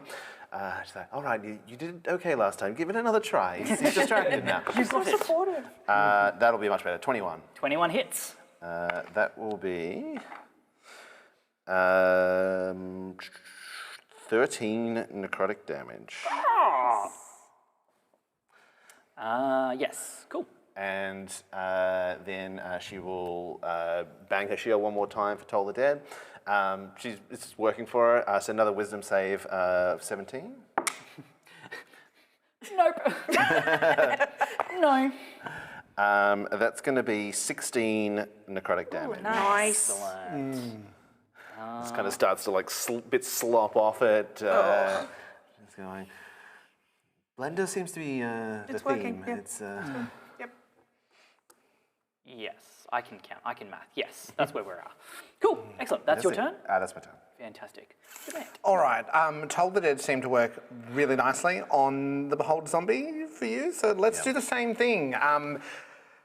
Use some spells. City Use some leveled spells. Yeah. Well, I have used lots of level spells. That's why I'm having a break from the level spells. And you're concentrating on this. So. And I'm continuing concentrating on Ibiza them all. Dance Party. So a lot of capital cities, especially Flan, where I'm from, because it's been raised by Logan Sharrox 3 times and then 2 other times by non-dragons. They have a dragon bell, like you basically city alarm system, like bells and stuff. That there's distinct sound to the dragon bell, and that's what My Toll the Dead sounds like. Okay. Where it's just like the dragon bell warning from Flan. Faerun equivalent of like hurricane sirens. Yeah. So if the Beholder Zombie can please make a wisdom saving throw. Absolutely. Hopefully it fails. No, it passes. Oh, Yeah. Of course it does. What'd you roll? Yeah, what did you roll? 19 on the dice. Oh my God. It actually has a +2 to wisdom saving throws. I've been ignoring that the entire time. So rude. Yeah. It hasn't made a difference until now anyway, but I see how this is, Mitch. I thought we were rolling the dice for our... attacks against you. Yeah, I rolled really badly. Yeah. Only the things that make us feel bad. Yeah. I'm fine being sad when That the made enemy Joel dies. feel bad. Yeah, true. Well, in that case, I will just look. I'm holding these two at bay, waiting You're for the doing a rest of the great party. job. Yeah. You're doing a great job, sweetie.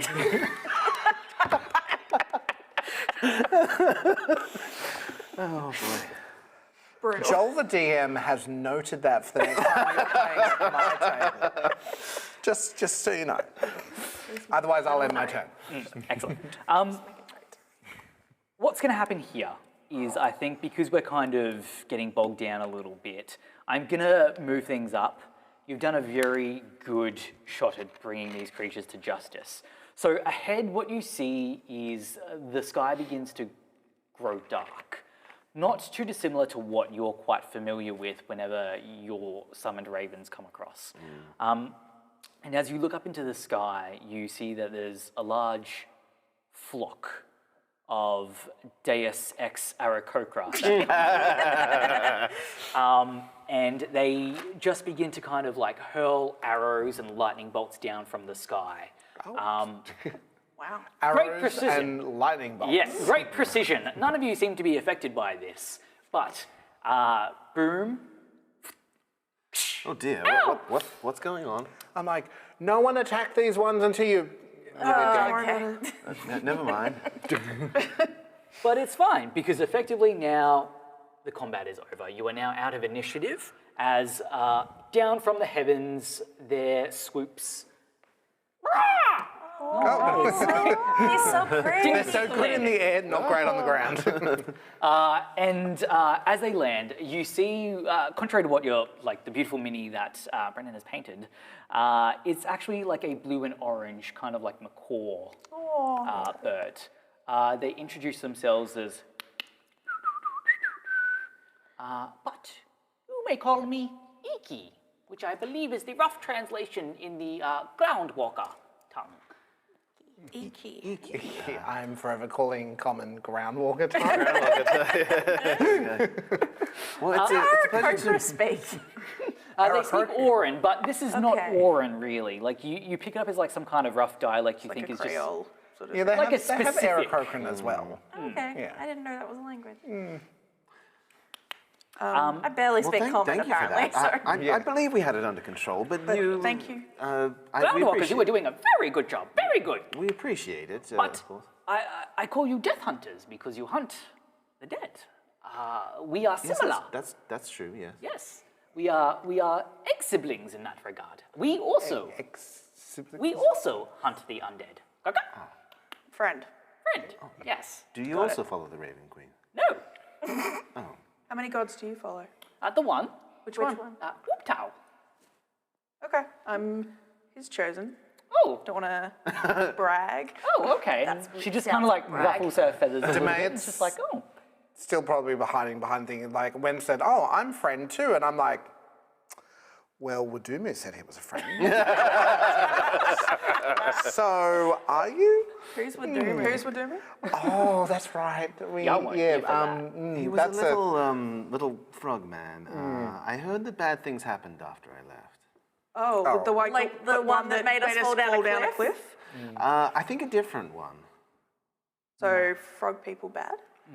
Frog people generally bad. What do you think, Mitch? Frog people bad? I love frog people. What do you think? I mean, that archaeologist guy wasn't a big fan of frogs. What we're going to do here, so this Iki represents a tribe of Aarakocra, which we are going to provide a name to. The module gives a name, but I think it's a bit more fun to do one ourselves. So if all of you want to write down, if you've got a spare bit of paper. Okay.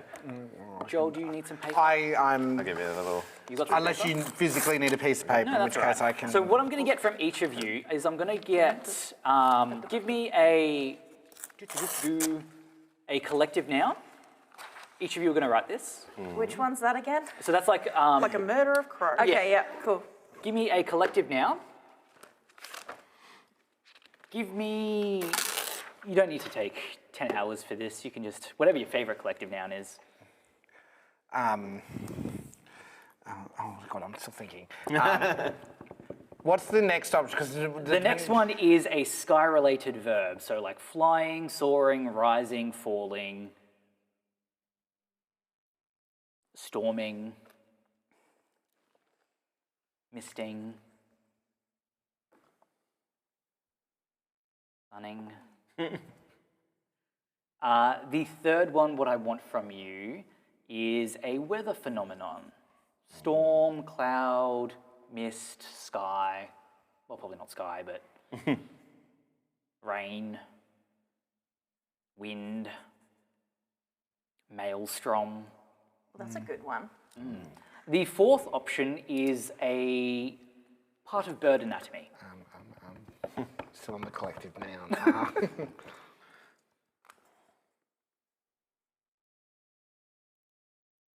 Y'all ready? You finished? Cool. Can I get someone to give me a D4 roll? Anyone? So we're going to go 1, There's your 2, four you 3, wanted. 4. And there's your 4 that you wanted. Yeah. Brendan, what is your collective noun you've chosen? Clutch. Clutch. So we've got the clutch. Can I get another D4, Does that mean I don't please? need to come up with a collective noun that I'm Yes, still trying to 3. figure? 3. Joel, can you please give us your sky-related verb?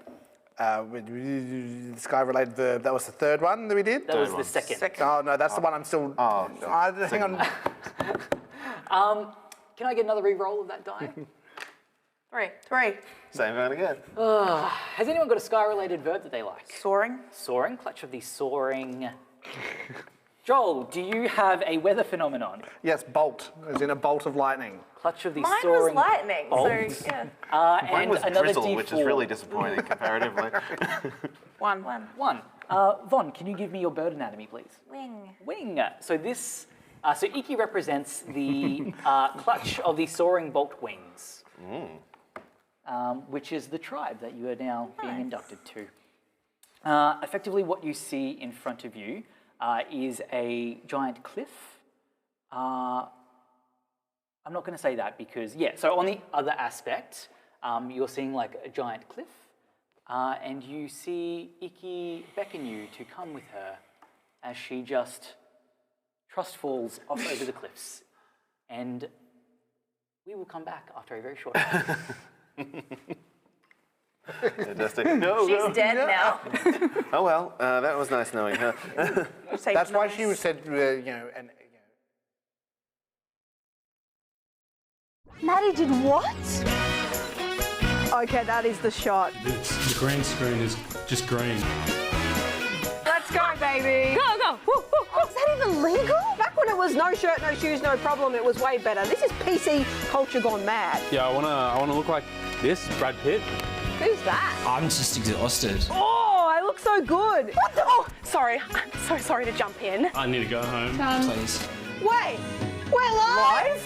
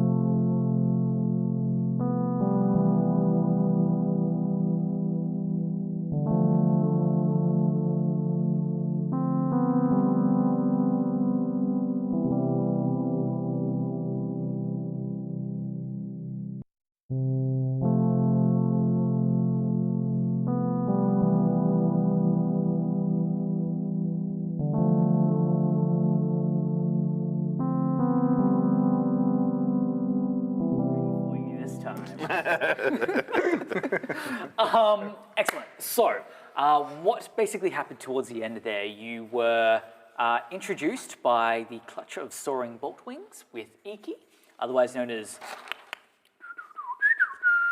Feel free to call her that if you wish to. No. What is effectively happening is you are spending a short rest in their village. So while this goes on, I'll get you all to kind of say what you get back on your short rest, but I'm also going to get from you another sensory anchoring. What is it that you're perceiving within this village? What are you seeing? What are you smelling? Are you eating some of their local foods? What are you learning about this tribe? We'll start with Von first up. Cool. So I'm back up to full HP, which is very nice. Yo. Yay, hit dice. I got my action surge back and my superiority dice back, so that's great. As far as the village goes, this kind of experience is all completely new to Ida. She's like, I don't think she's met an Aarakocra before now. So I think she's just trying to get what is strong lady. It's a lot. It's a lot of sensory input. Yes. But I think that she's very interested in watching the formation stuff with the flying. Yeah. So yeah, I think she's very much like, oh, that's cool. I can kind of fly now. I could copy that. Oh no, I can't do that. I can try that one though. That sort of amazing. Yeah, I love it. Thank you, Brendan. So Quinn has her hit points back as well, but she doesn't get any spell slots or anything back, so she's still down a little bit. So she's kind of catching her breath and talking to her little raven friend Core, but she's kind of, I think, distracted by she's not used to seeing birds this colourful. She's used to seeing birds, but she's not used to seeing birds with vibrant feathers and vibrant colours and stuff. It's a little bit overwhelming. It's very, it's something familiar about it, but it's so very different that she's kind of just sitting quietly in the corner, just watching all of these bright red, bright green, bright blue birds go by and just. Yeah. This is a very different place. It's too much stimulating. There's lots of dancing involved as well. You're not used to birds that do a lot of dance. No. And some of their communication is with a lot of physical movement as well as their clicks and their whistles. I think she's just fascinated by the trying to make sense of this culture. Yeah. Perfect. Thank you. Vic, Yes. what's Cole getting back and what's Cole Cole experiencing? hasn't really used much of her stuff, so she's back up to full HP, and that's it. Because everything else that she used is long rest. I think that Cole is. Would they have offered food? Yeah, absolutely. Cool. What kind of food do you think that they've offered you? What do birds eat? Seeds? What do they eat? Seeds, grubs, Fruit, I guess. Fruit? Great. Cole's eating all of it. Even the grubs? Yep. What do the grubs taste like? Kind of like chicken. I imagine the Lion King where there was that big platter of bugs that just looked so delicious. Literally what I was thinking of Yeah. because he says, tastes like. It has no right to look that juicy. It doesn't. slimy yet satisfying. Yeah. Perfect, thank you. Yeah, so Cole's eating and talking to anyone who'll talk to her. Yeah. Cool. Demayet. Okay, so Demayet was the only one that had not taken any damage, so didn't need to roll any hit dice. So he's still at full hit points, thank you. Demayet did use a lot of spells though. However, with Arcane Recovery as a wizard, he can regain 4 spell levels of slots. So he's going to regain 2 first, which brings my first back to full. His second one, which was at enlarged reduce, and then he's going to use his Pearl of Power, thanks Brendan for episode 5, which gets me a 3rd level spell slot back, which was my Hypnotic Pattern. So I'm back to all spell slots available. Wow. Perfect. In the process of this short rest, you sat down by their big bonfire. And one of their deranged old mystics, his name is Ula. Is that right? What am I reading here? Ulal? Ulal. Ulal is throwing some illusory powder into the fire. Now I'm very interested. Telling you a story, basically. I love stories. Story time, everyone. Gather round. Effectively, what Ulal tells you is that our tribe was once guarded, protected by a big giant dinosaur we call the Big One. And you kind of see like... That makes sense. That makes sense, yes. Makes sense. Yeah. I would also call it the big one. Yeah. On like the big like stone cliff face, there's like this carving of a giant Tyrannosaurus Rex, effectively. Pretty big. Yeah. The Big One, we would offer tributes, sacrifices to the Big One. He eat the sacrifice and he protect us. Effectively, the story that you're getting here is that they worship Ubtao in the form of this giant Tyrannosaurus Rex. As Ubtao's Chosen has learnt, the aspect of Ubtao does sometimes take this giant dinosaur form. Yep. I knew that. Yes. They worship Ubtao by worshipping the dinosaur. They sacrifice some of their clutch mates. Not great, but it's what they do. Not great. And in the process, not great. the dinosaur doesn't eat the Aarakocra, it instead eats other creatures. Except the ones that Except for the ones that get sacrificed to... Yes, it has its fill of chicken, and sometimes it feels like beef. Something, however, has changed recently, and the dinosaur became very aggressive towards the Aarakocra, regardless of the tributes that were being made. The Aarakocra then had to send out hunting parties, and they hunted down the Big One. Okay. Not good. Yeah. The Big One's dead? The Big One was dead, yeah. Was killed. They killed the aspect of their god? Not great. I can, however... Yeah, even Cole's like, that's bad. Demayet's sitting there, you know, very intelligent individual, as all wizards are, and you just hear him go, oh, God, no. Seeing where this story is about to go. Yeah. They say that since that has happened, the Big One has come back with a vengeance. There it is. And they Probably say... shouldn't have killed the aspect of their god. They say that maybe what you're looking for is what can solve their problem as well. And maybe if you go to the Big One's lair, you might find said source of problem. Okay. Well, something brought it back, so that might be a good place to start. Mm-hmm. I thought the problem was that things were dying when they should have been alive. Well, yeah, Things, it dead died, things and coming then it came back. Yeah.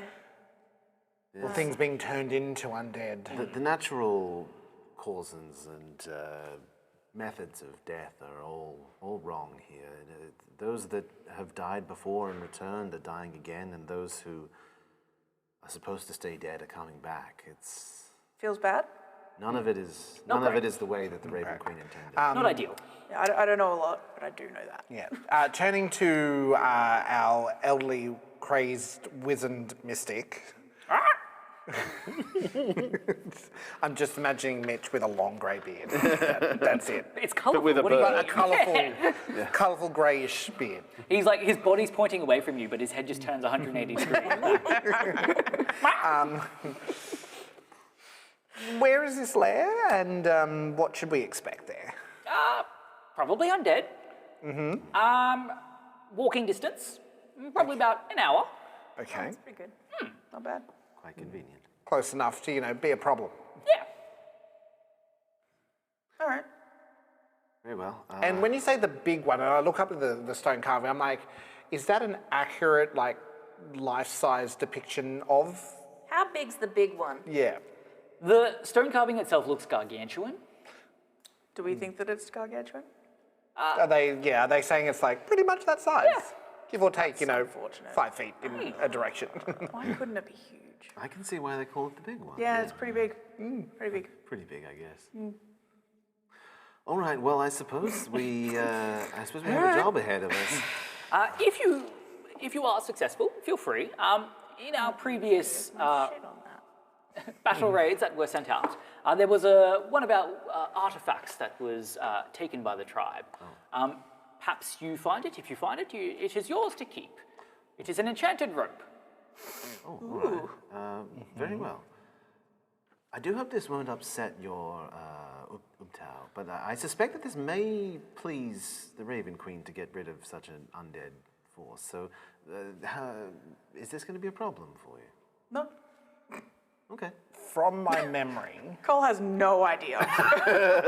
from that my was easy. memory, Ubtao is actually against undead as well. Yeah, so I don't his, think many of the gods are like, Yeah. yay, undead. So his aspect being turned Not the good undead, ones, he's anyway. probably No. like, put this beast Quinn down. doesn't know anything about Ubtao. So yeah, something definitely changed the big one's behavior before it was forced. Yeah, okay. Wait, when did you guys get rid of this one? When did you kill your Yeah, god? when did you kill it? Recently, Okay. since all like the undead Started showing up at the city? yeah, well, Yeah, not our and, city, but and yeah. starting showing up here because there's apparently a piece of the cis crystal So- flesh thing Oh, yeah, here. the note. Yes. You killing the aspect of your god is why the city's getting attacked by undead now. No, Okay. I have no answers for that. So, not no, but you don't know. Yes. Okay. Remember, no. it could have been Quinn just bringing all the undead with her. That is true. You did show up at the same time as the undead. The undead were here before I got there. Okay. There just seem to have been more since I killed them. I don't know if I'm creating more of them by killing them. I cannot Let's rule that find out. But Let's see if 5 more big ones. if we kill the big one and a bigger one comes, I'm just going to leave. Yeah, that's Yeah. that's fair. That is logic. I think that's for the They're best on for their own. everyone. Yep. Excellent. So they point you in kind of the direction of where the big one's lair cave was. Okay. And you start heading there, I imagine. Yes, we do. I'm assuming we're not death warded anymore, right? It's It lasts for 8 hours, so Oh, okay. No, so but like, is it the same day? yeah. Yeah, so I asked, okay, I asked sweet. Mitch before, and it's all considered part Okay. of this thing. Because I thought originally we were going to be traveling for a few days or whatever, but We can take it back if you don't want to have given it to us. It's I mean, I would have given it to you at some point Okay. anyway. But if Mitch is saying that it counts for this, then it counts. Keep it. Okay, cool. Yeah, You'll keep need it.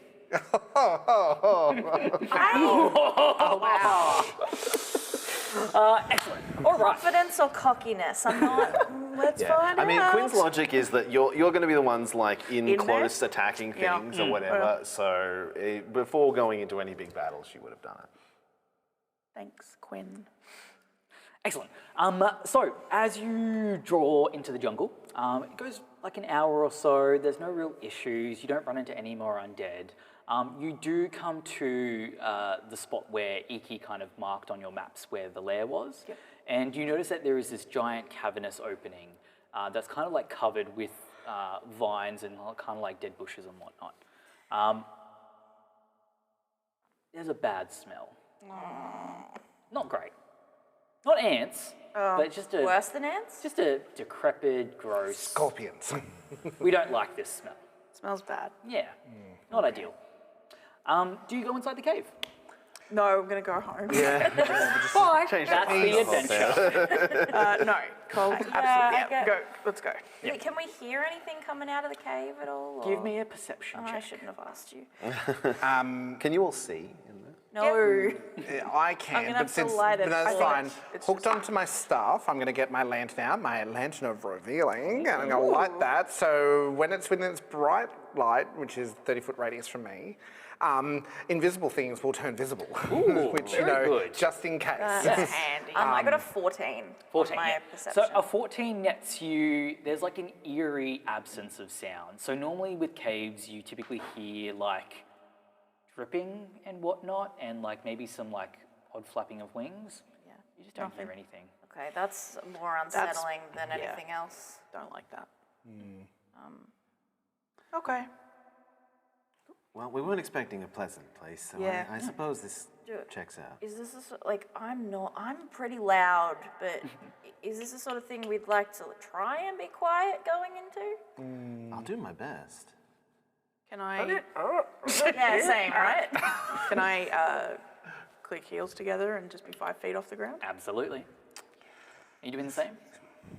Yeah. If it's that sound, maybe I don't want it to. Yeah, just like to avoid being all on like crunchy ground and whatever. Excellent. So what's the marching order coming in? Is it what we're kind of seeing in front of us? I reckon. Yeah, probably. You happy? Cool. And Excellent. are we happy going in with bright light as well? Well, I can't see unless there's Okay, light. cool, that's fine. Do you want to be at the front? I'm a dirty human who doesn't have dark vision. No, it's all good. Seriously, I think more adventures need, things with light. Because, gives you that creepy, eerie aspect of, I can only see so far. So do you want to go at the front with the Queen torch then? doesn't have the light spell, does she? No. That's all good. No. It was worth asking. No, I could have gonna be bright light used up. She can see in cantrip the dark, formulas but- to change my cantrip so we had a long rest, but no. That's all good. All good. If No, you're- if I you're will happy to hold carry the lantern. lantern's just hooked on, and Mitch, if happy you're with that, okay with yeah. the lantern being hooked on, I don't use the staff as a weapon, basically. If you want, have you got like a mage hand? you carry Cor with can mage hold hand. the lantern. We'll just flap along. All ahead that, with the lantern, that just sounds cute. swinging That's the- adorable. We know who gets targeted first. What you see in front of you is like a curtain of vines that kind of block your entrance through. How are you kind of getting past these vines? Mage hand to see if I can move. Yeah, or are look, they too heavy for a mage hand? You kind of 10 pounds worth of pressure. Like I imagine, like you can push it a little bit, but probably not enough for like a full person. Can I go, oh, I learned that, and help with my So two mage hands kind of just kind of brush enough. You can probably like sidestep through if you wish. Oh, if nothing seems to be happening when the mage hand is doing it, Just top Cole's gonna Yeah. just like go up. And Before you go up though, looking at the vines, can I do a nature check or similar to inspect them, see if there's like any poisonous barbs, Yeah, give poison me a nature ivy, sharp. I will give you guidance. Oh, amazing! I love an extra D4. That is a grand total of 18 on the dice plus 2 for the D4 plus my plus 5 is 25. Fabulous. No, first thing that sticks out is vines here, like green and lush, doesn't sound right because there's no real sunlight and like there's no way for like the leaves themselves to photosynthesize. I'm sorry for any horticulturists out there if that is wrong. Tessa. Fact check us. Everyone, Tessa, Please call out the DM. So this, straight up, this is what the module says. This is wrong. This is, something is not right here with vines being here where they are, lush and green and young. And as our two mage hands, you're like, okay, my mage hand just turns like straight in your face, and you realize my mage hand's like this dragon claw. Just, What? Why? I'm like, no, there's something, no, just no. Hang on, Okay. these vines are, Bad?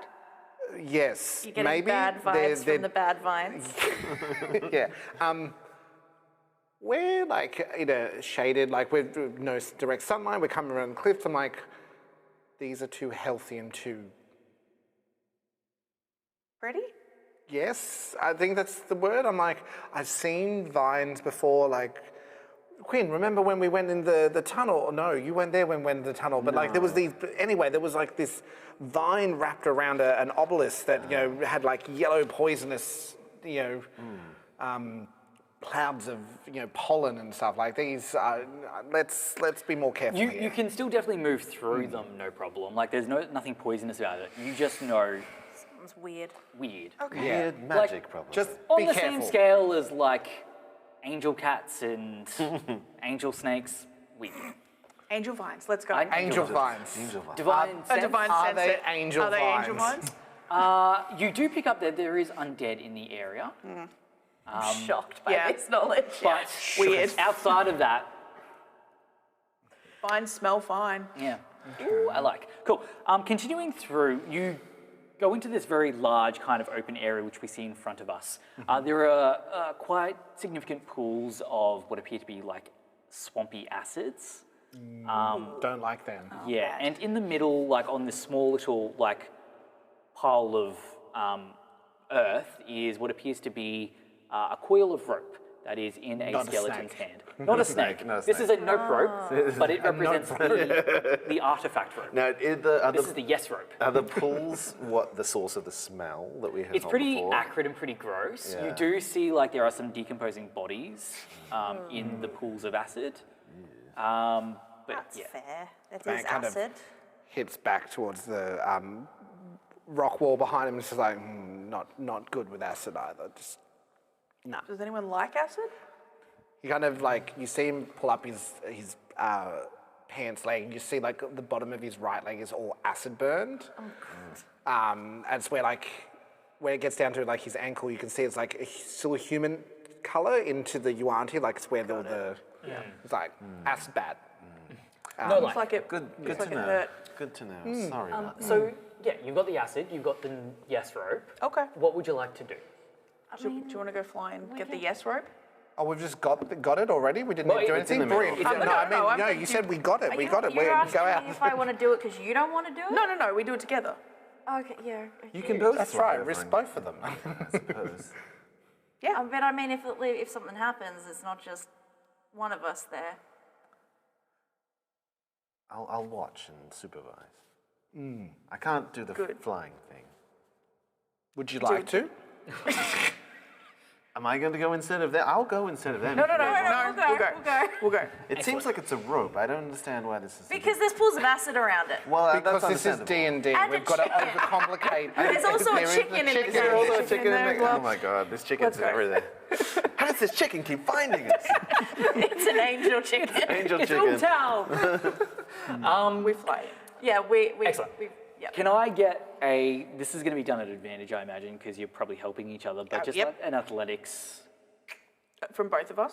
yeah, together. Or like one of you Will you can do it? 'Cause you're- however you want to do it. Your things are better than mine. 19 plus 9, 28.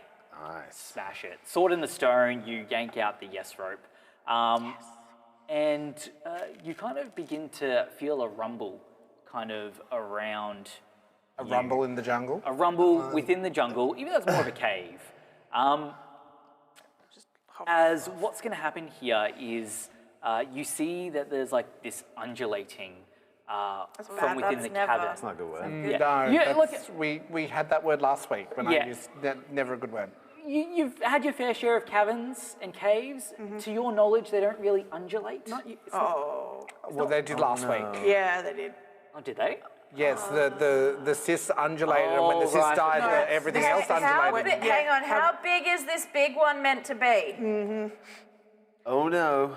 Oh, big. Oh dear. Oh. And what's going to happen here? Hang on. The smart person, we asked, is this an accurate representation? Is the hole that it would have gone into this been big enough to fit? You get your answer as immediately we're going into the round's preceding initiative. So what happens here is you are, of course, in the digestive caverns of the big one. What you see around I want you, to go home. half Take gets those its heels to arms get the 3 times. covered in mottled feathers from Aarakocra, since past. Reach from like the acid pools of the big one's bile and try to claw at you with bony talons. Can I get everyone to make a DC 13 dexterity saving throw, please? Considering we're flying, do we get anything for that? No. Because they're coming from, well, Damn it. Oh no. What the did way you say this was works, the it's like the ground is like moving. Yeah, I got so it. yeah. Oh no. 13. Saves, 8. passes, 8, 14. 14. 14 plus 1, 15. 12. Yeah, okay, so you two roll a d10 and you take that amount of slashing damage, please.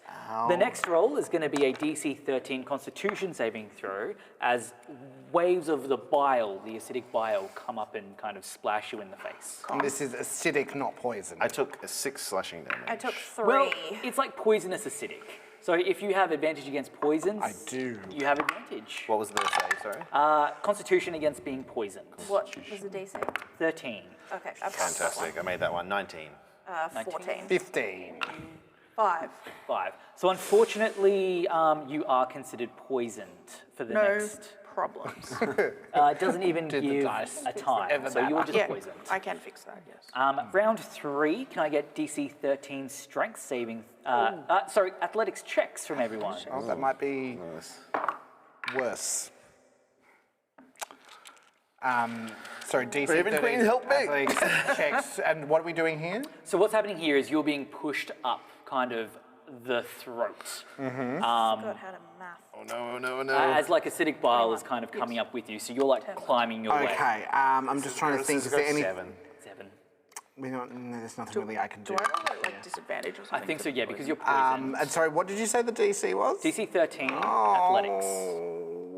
Oh no, well if it was a strength save, I would still would have failed anyway. That's a fail. 21. 22. Nice. 11. D6 of acid damage if you fail.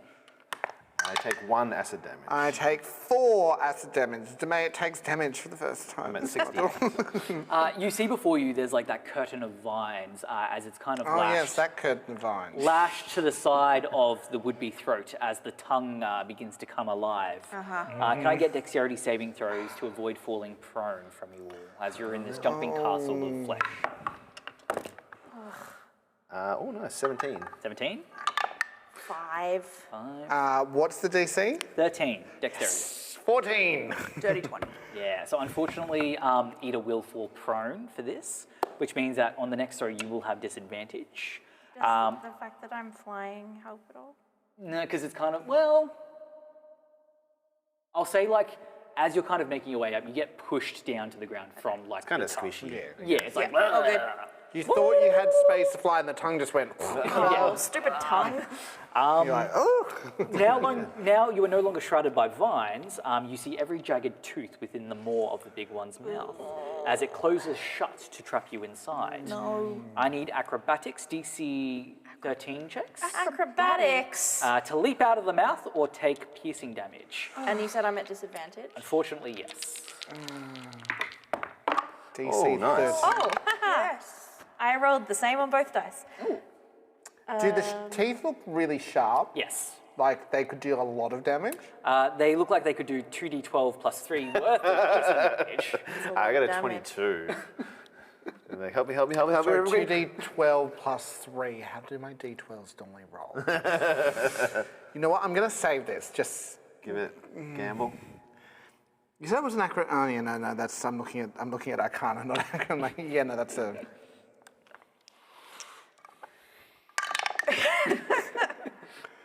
Oh no, I should have. No, that's not good. That's 14 plus 3. You said. Yes. Ooh, Bye, that's. wizard. Excuse me, the wizard's not going goodbye. So that's 17 points of damage. So Demade's on 45 out of 66. That's 13. All right, cool. I passed. Yep. Now you tumble out of the Tyrannosaurus's mouth pretty much and find yourselves on the ground. Joel, I'll say because you failed, you do manage to fall prone, but Ida is no longer prone. Am I still poisoned? You are still poisoned. I will lay on hands myself for 5 to get rid of the poison. Cool. We kind of are going into initiative, Yeah. so we would probably need to do that on your turn. Is that all right? No, then I won't do it. Cool. I Because would have done it before, but Yeah. and fell back a turn. Yeah, it's not really working like that, unfortunately, Vic. So we are now rolling for initiative, please. All right. Yeah.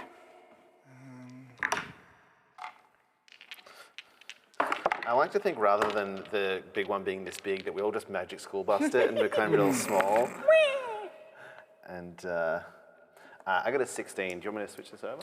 Yeah, look, you can even leave the cabin there if you want. Just I take got the whole thing, so I'll just pull it up and switch it over. okay. We just need Map to. change. Map change. Live on Everyone, that's What do you mean? What do you mean we are changing things? The magic's ruined. Dun, this dun. not Break like- in the fourth wall. That's where we say, quick, throw it an ad break. We didn't have one prepared. But I imagine, like, I trust my players here because we've got about half an hour or so left of this section. I can do it. I reckon We we've can got do it this. in 10. Yeah. Look, we'll start the stopwatch soon, I reckon. Yep. Okay. No chicken on this map. No They chicken. get- What you see is a gargantuan. Oh no! Oh yeah, where are the players? Again, doing where the did us go? the cat. Okay. Demate's prone. The way it's prone. You said you were 16. 16. And you all see What the initiatives? Oh dear. Oh god. Oh yeah, the things that were. undead zombies sticking around you. Ooh. Okay. Well, glad to be out of there, but Ta-da! Excellent. So, Cole, what did you get to start off with? For initiative? Yeah. 4. 4. Cool. And what did Edie get? 21. 21. Okay, so everything's correct. Demayet. Got 15. And Quinn? Got 16. 16. Cool. We're gonna put the big one, comma, the. Literally what it says. Just before Quinn. And these ones will go just after DeMate. Excellent. Ida, start us off. What you see is a gargantuan undead Tyrannosaurus Rex and a lot of zombies. Can't trip over something gargantuan. Oh well, new change of tactic. I'm gonna. These are just little zombie boys. Yeah, just a standard zombie. Yeah, no, I'm ignoring them. I'm going for the big boy. CR 1/4. So I'm gonna two attacks of opportunity if they wish to. They absolutely will. I'll do these ones for the sake of you. If you want to give me your attack roll against them. I have the big boy. I'm going against the big boy. I'm not going against the zombies. Yeah, but do the zombies get the attack of opportunity against you? Yes. Yeah, that's what I'm saying. I'll roll for them if you want to roll against the big boy. Okay, yeah, cool. They both miss you. Amazing. 18 on the big boy? Yeah, it's AC is 15. Beautiful. I'm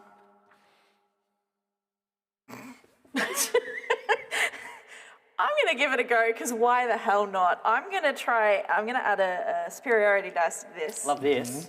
And I'm going to try and menacing attack it to frighten it. Yeah, okay, go for it. Cool. It's not immune to being frightened. Okay, so that is 11 plus 17. It's 20 damage. And he needs to make a DC 17 wisdom save to avoid being frightened by me. Okay, he has a -4 modifier to his wisdom. 17, you said? Yeah. He rolled a 19 on the dice for a total of 15. So he is technically frightened of you. Hell yes. So he has to use... Scourge of the dinosaurs. He has to move away from you using his movement. Frightened creature has disadvantage closer. on ability checks and attack rolls when the source of its fear is within line of sight. Okay, And the easy. creature can't willingly move closer to the source of its fear. Easy. Okay, cool. And I still have a second attack. Excellent. Is that just Staring for a minute, down or is this- that just... It doesn't, I don't think it says. Oh, I think it gets to make a save on its turn. Yeah, that sounds about right. Still, I mean, with a -4 modifier. I don't think it can. Oh, however, it does have a legendary resistance, which I am going to burn. Thank you for reminding me. Awesome. You see, like, terror strike its eyes, but it's like, hang on. No. Hang on a minute, I'm the big one. Tyrannosaurus Rex. I'm pretty just scary. eating that thing. I'm pretty scary. I don't know what to say. It had a you. moment. Pretty scary, you guys. It had a moment where it was like, no, she's pretty terrifying. You are scary, but not that scary. It's an 18. I was a little scared. There's an 18 to hit on the second attack. Yeah, it hits. Getting ready to roll both of those. 12 damage. 12 on my damage, second attack. perfect. Should I action Do surge? it. Yeah, Screw just it. do it. Action surge. 13 on the die plus 10, 23. 23 hits. Reroll. 16 damage. 16, yeah, perfect. Menacing it again, make it keep burning. That's a good point. That's a good point. Extra 7. I mean, we don't know extra how 7 many damage. it has. Or 7. And DC 17 wisdom, please. Unless my math is wrong. That is 15 on the dice for a total of 11. It will burn. But my math, it can't ever make that save. 27 to hit on the last one. Do it again. 5, 6, 7, 8.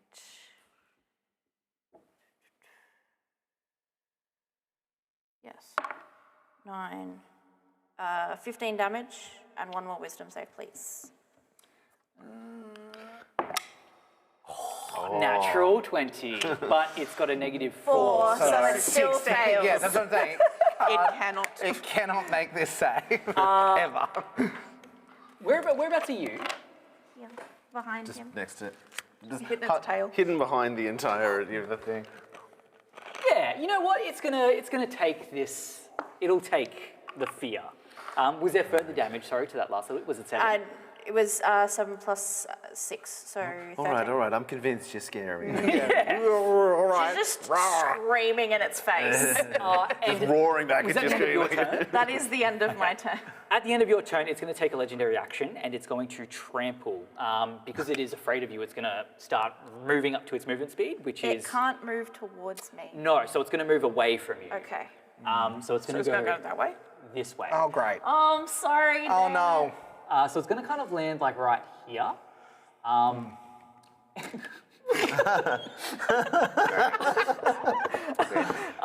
Can I get everyone of those creatures? Well, 2 of them are zombies. 2 of them were zombies. And the only other one was me, so... It's a strength saving throw or take 4d6 bludgeoning damage. DC 19, please. And be knocked prone, which you already are prone. So is Can that you pass disadvantage on the that? save? I can pass the save. I think it's only dexterity if they're prone, right? That's true. Thanks. That's true. And they do avoid opportunity attacks for this movement as well, for the trample. That's not great. You're rolling like me. Yeah. Can someone else roll the d6s? Because I roll really good on Absolutely. d6s. I can do that. Yeah, you roll. How many d6s? How many d6s? 4. 4d6. It is now also its turn. So as that's happening, Yeah, it's right next to me now. 2, 4, 6, 8, 13. cool. You are now kind of behind it, so it's not looking at you. So it's going to make a bite attack. It's got a multi-attack. The first one, it's going to see you at its feet. So it's going to reach down and bite at you. I'm ready to react with a shield. Cool. It is going to be with advantage. Of so I'm course going to it get will you be. to roll to hit for me. With a plus 11 to hit, reach 15 feet. Do you want me to do it? Yeah, Vic, would you mind? Let's see if Vic's luck suddenly Can you roll 2 changes. nat ones, Is it, please? is it an advantage or yeah, disadvantage? advantage. And there'll also be attack. I rolled a 1 and a 3. Very good. Plus 11, so it would be 14. the 14 to 14. hit. No, with the mage armor it doesn't hit. So It also I gets love a you. tail attack. Weaponized curse. It gets a tail attack with the reach of 15 yeah, but can feet. it do its tail to It's the not same against person you. that it's... No. It's probably me. I'm right next to Yeah, I it. think that's what's going to happen. It's all right. So it'll be, can I get an attack against you, not with advantage? Yeah. Plus 11, did you say? Plus 11? 27, that'll hit me. Yeah, so 3d8 plus 7 bludgeoning damage. 3d8 plus 7? Yep. It also then, it has a bonus action. It's going to vomit up a zombie. Oh my I god. took 23 bludgeoning damage. Oh. Again, so I'm down to 45. Just that cat. And whilst Demay didn't, unfortunately the bite missed by sheer luck, Ukal, Timora and the Raven Queen all came together. From the trample damage, Demay, it's down to 32 remaining hit points. Fantastic. Quinn's like, oh, well done, you managed to avoid it. Oh, just got slapped by a And tail in the that she's not process, looking it at. does kill off 2 of the zombies. So Amazing. Good. that's the end of its turn. Quinn. Fantastic. Looking around, seeing the 4 zombies that are remaining, she's like, you don't belong here. And she will slam her fist against her shield and use her channel divinity. Can you get the 4 zombies, please? 5 to make- zombies. Five. There's one There's more. five. There's Oh, there's another one underneath? And the dinosaur. Well, that's true. So make me a wisdom saving throw. DC is 17. The technically big one can't make it. Yeah. And anything that is CR1 or below is destroyed instantly if it fails. Zombies. All right. So how many zombies were there? 5. 5. 1, 2, 3, 4, and I'll roll 5. What do they have? Wisdom. -2 to their wisdom. And we're aiming for a 17. Fail. Fail. I actually passed on mine. I got rolled a 19 with a -2. Aren't you lucky I didn't roll that for me? They're fine. Look, we're not allowed to roll on this side of the table. I'm sorry. You're doing choose all- your zombies. Whichever ones you choose, they can stay. The other ones The ones furthest away from me. Yeah, I please. think the ones over here. Yeah. We'll leave these 2 here. So these This ones are good. guy's So- gone? Yeah, Yeah. those ones are gone, and I think Okay. that one. Yeah, that one there. Thank does you. does the big one become frightened of you, or? Turned. Becomes turned. So But we're going to keep doing damage to it in a moment. Yeah, so so it's not really- it effectively, We won't track it. yeah. Cool. Excellent. That Bonus actions? Is that the end of your turn? No, that's or- just my action. Love it. As a bonus action, she will, let's just burn some spells. Third level spiritual weapon. As comes flying in, and we'll take a little peck at He's a hidden big one. again. He was hidden last time. I don't think they can see him on the Oh, camera. hang on. I'll put him to a spot that people can see. There This we little. go. Look at him. Little. So cute. He's a good boy. He will fly in and swoop big one. No, that's not going to hit though. I don't think that's a 11 to hit. 11 doesn't hit. He's not great, but he's trying his best, and that's all that matters. So for the sake of legendary actions, he's still technically turned then, right? So he. Yes. Because he took no damage. Yeah. Okay. So I won't use any legendary actions So now. for clarity, a turn creature must spend its turns trying to move as far away from you as it can see, and it can't willingly move to a space within 30 feet of you. Yep. It also can't take reactions. For its action, it can only use a dash action to try and escape from an effect that prevents it from moving.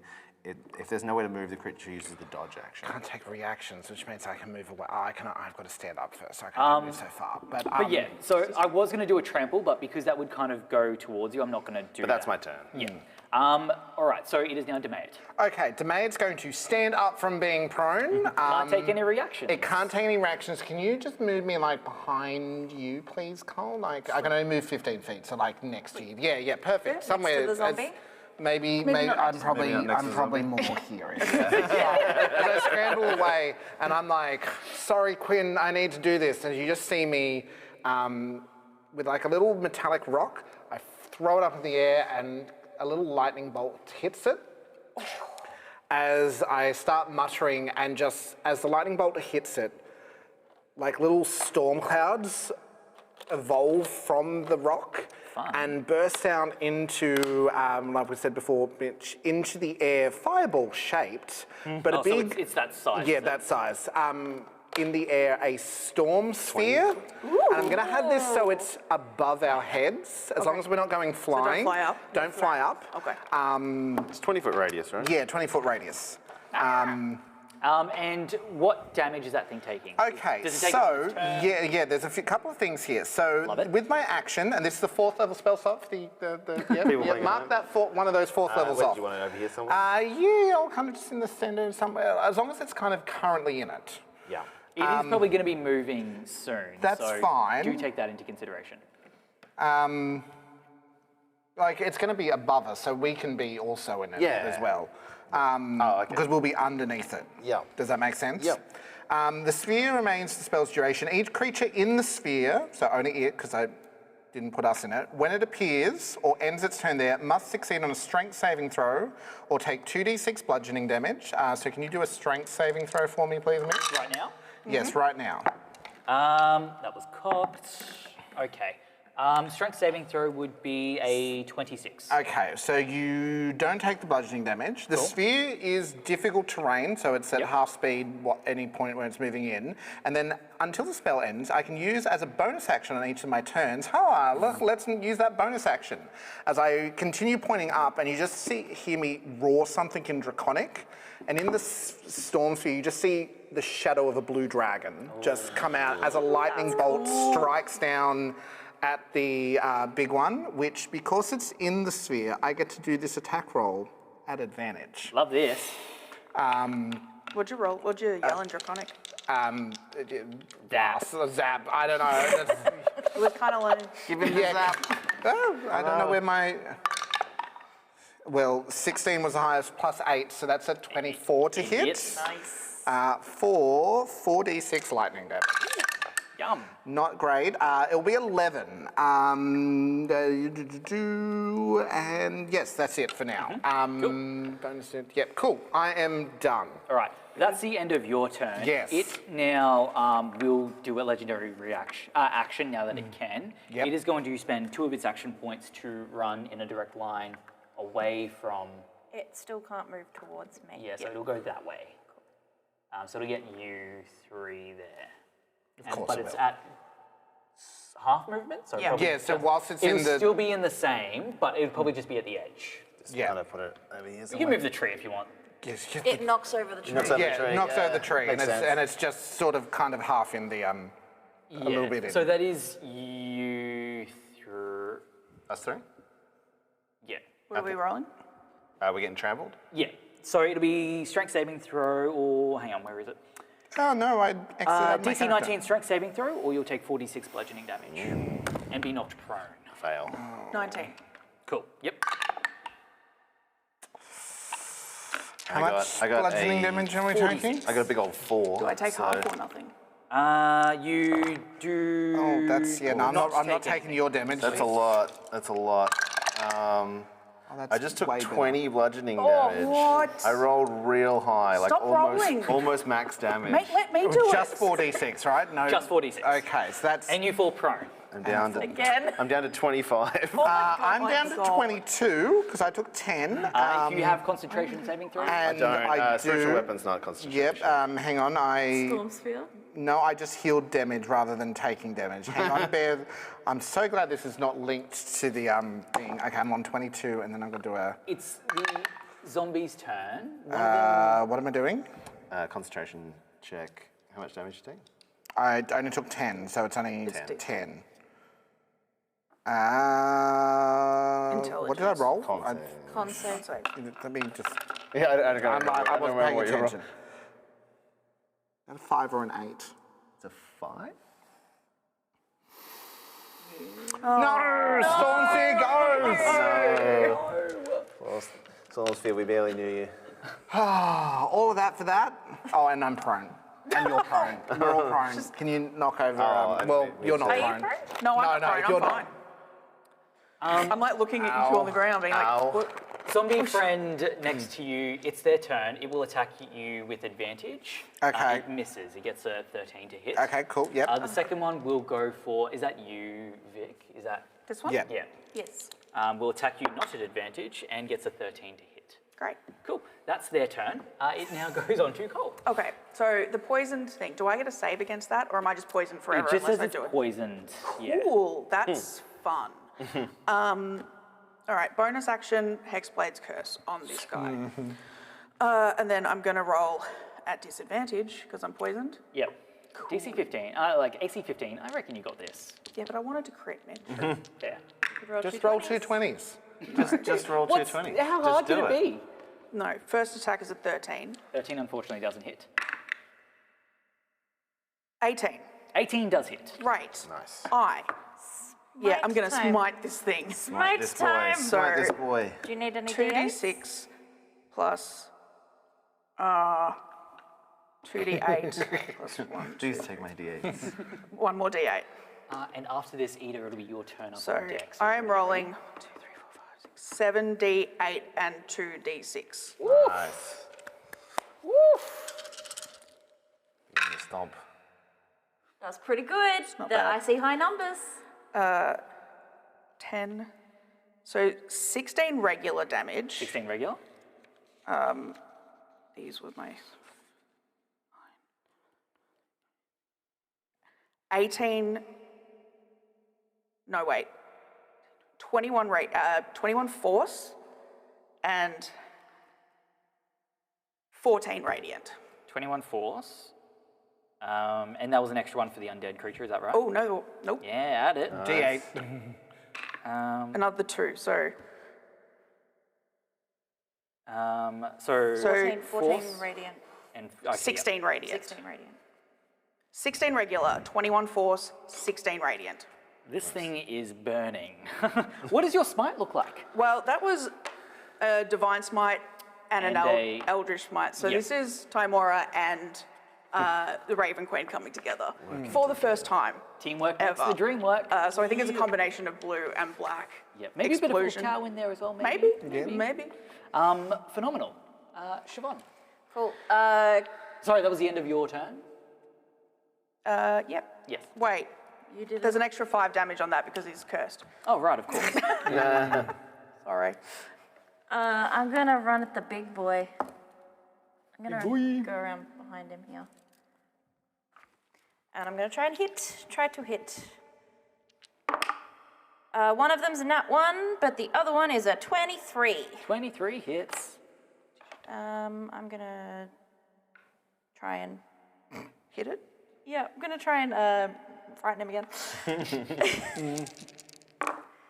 Reroll that one. Got another 1. 5, 6, 7, 8. That is 14 damage, and he can't save against that frighten, can he? Nobody has 1 legendary resistance, and he's just going to burn it. Cool. Fantastic. So no more resistances. Cool. don't And like he being becomes unfrightened from the other frighten. Excellent. At the end of your turn, he is going to spend 1 of his legendary actions, just 1 point. Can I get... You want to be frightened? He doesn't say that because he can't speak. But can I get everyone within 60 feet to make a DC Wisdom 19 saving throw or be frightened? Wisdom? Oh boy, we don't like that. We're not good with the... Oh, okay, good. 26. 26 saves. I'm gonna use my Indomitable to re-roll You that. don't frighten me. 15, what did you say? So as I'm holding my ribs just crushed on the ground. I need a 17. Come on, baby. That's a 16. God dang it. No, I fail. 14 on the dice with a +5, so that's 19. It sees you on the ground. Which one of us? Because we're Queen. both on the... Okay. Quinn, and it's going to make an attack against you with its bite at advantage. Okay. So it'll be, yep, I don't know. What plus 11 if you want to do it, and there's going to be a tail attack against you, Demayet. was that save What was the for? save for? Frightened. Cool. Okay. Oh my god. I rolled a nat 1 and a 2. Oh, that's the mean. Can I keep this up? So the highest is a 13, which doesn't hit me. Great. I'm not scared of you as it snaps down, just like eyes. And like, Did it hit you? no. Did it hit What'd you get? What'd you That get, one Tom? did. Yeah, even the dice that have been rolling really bad, no, that's the one that rolled the good number. The tail hits. 3d8 plus 7 bludgeoning damage. Please and thank you. Can I borrow a D8, At the please? end of your, it's the end of its turn now. Quinn, it's your turn. You're up. Fantastic. She will pick herself up off the ground. Sorry, plus what, Mitch? Plus 7. Oh. Demayet's on 5 hit points. Oh no! Oh boy. Just You FYI. did say that Demayet could be the one to die. I did. But also, So Quinn will pick herself up, holding her ribs a little bit battered, and be like, "All right, it's time to finish this off." She will. There we go. I'll just put this thing. Cast Spirit Guardians as the blender starts up again. As the birds start to spin around, everyone in the friendly party is excluded, and the good thing is he can't make the save. The spiritual weapon bird, whoever will swoop in and try to make one more attack against the big one. That will be a 21 to hit. 21 hits. And there's a 3rd level spiritual weapon. So, I spent my last 3rd level spell slot on that Spirit Guardians. And the spiritual weapon is going to be 12 necrotic damage. Nice. Oh, all right. And I'm going to tell you what happens next. Because it is going to, at the end, now that it's had its turn, it does have replenished legendary actions. Yep. So it's going to use 2 actions to trample, which means it does move through your Spirit Guardians. Can I get the roll for it, please? Okay, fantastic. That is D8s. That is going to be 16 radiant damage. Okay. Describe for us what this looks like as it begins to take some steps and it looks like it's about to crush pretty much all of you. Yeah. Poor Demayet's on the ground, Yeah. writhing, as this big giant foot steps up over it. So all of the like ravens that are flying around, they start to like, as they go through it, they start to kind of like peck holes through, and they start to just like go inside of Big One, and you just see this like We've all been there. spinning up in its chest until they just kind of burst out at all angles, out of the head, out of the neck, out of the tail, and as it just kind of eviscerates it from the inside.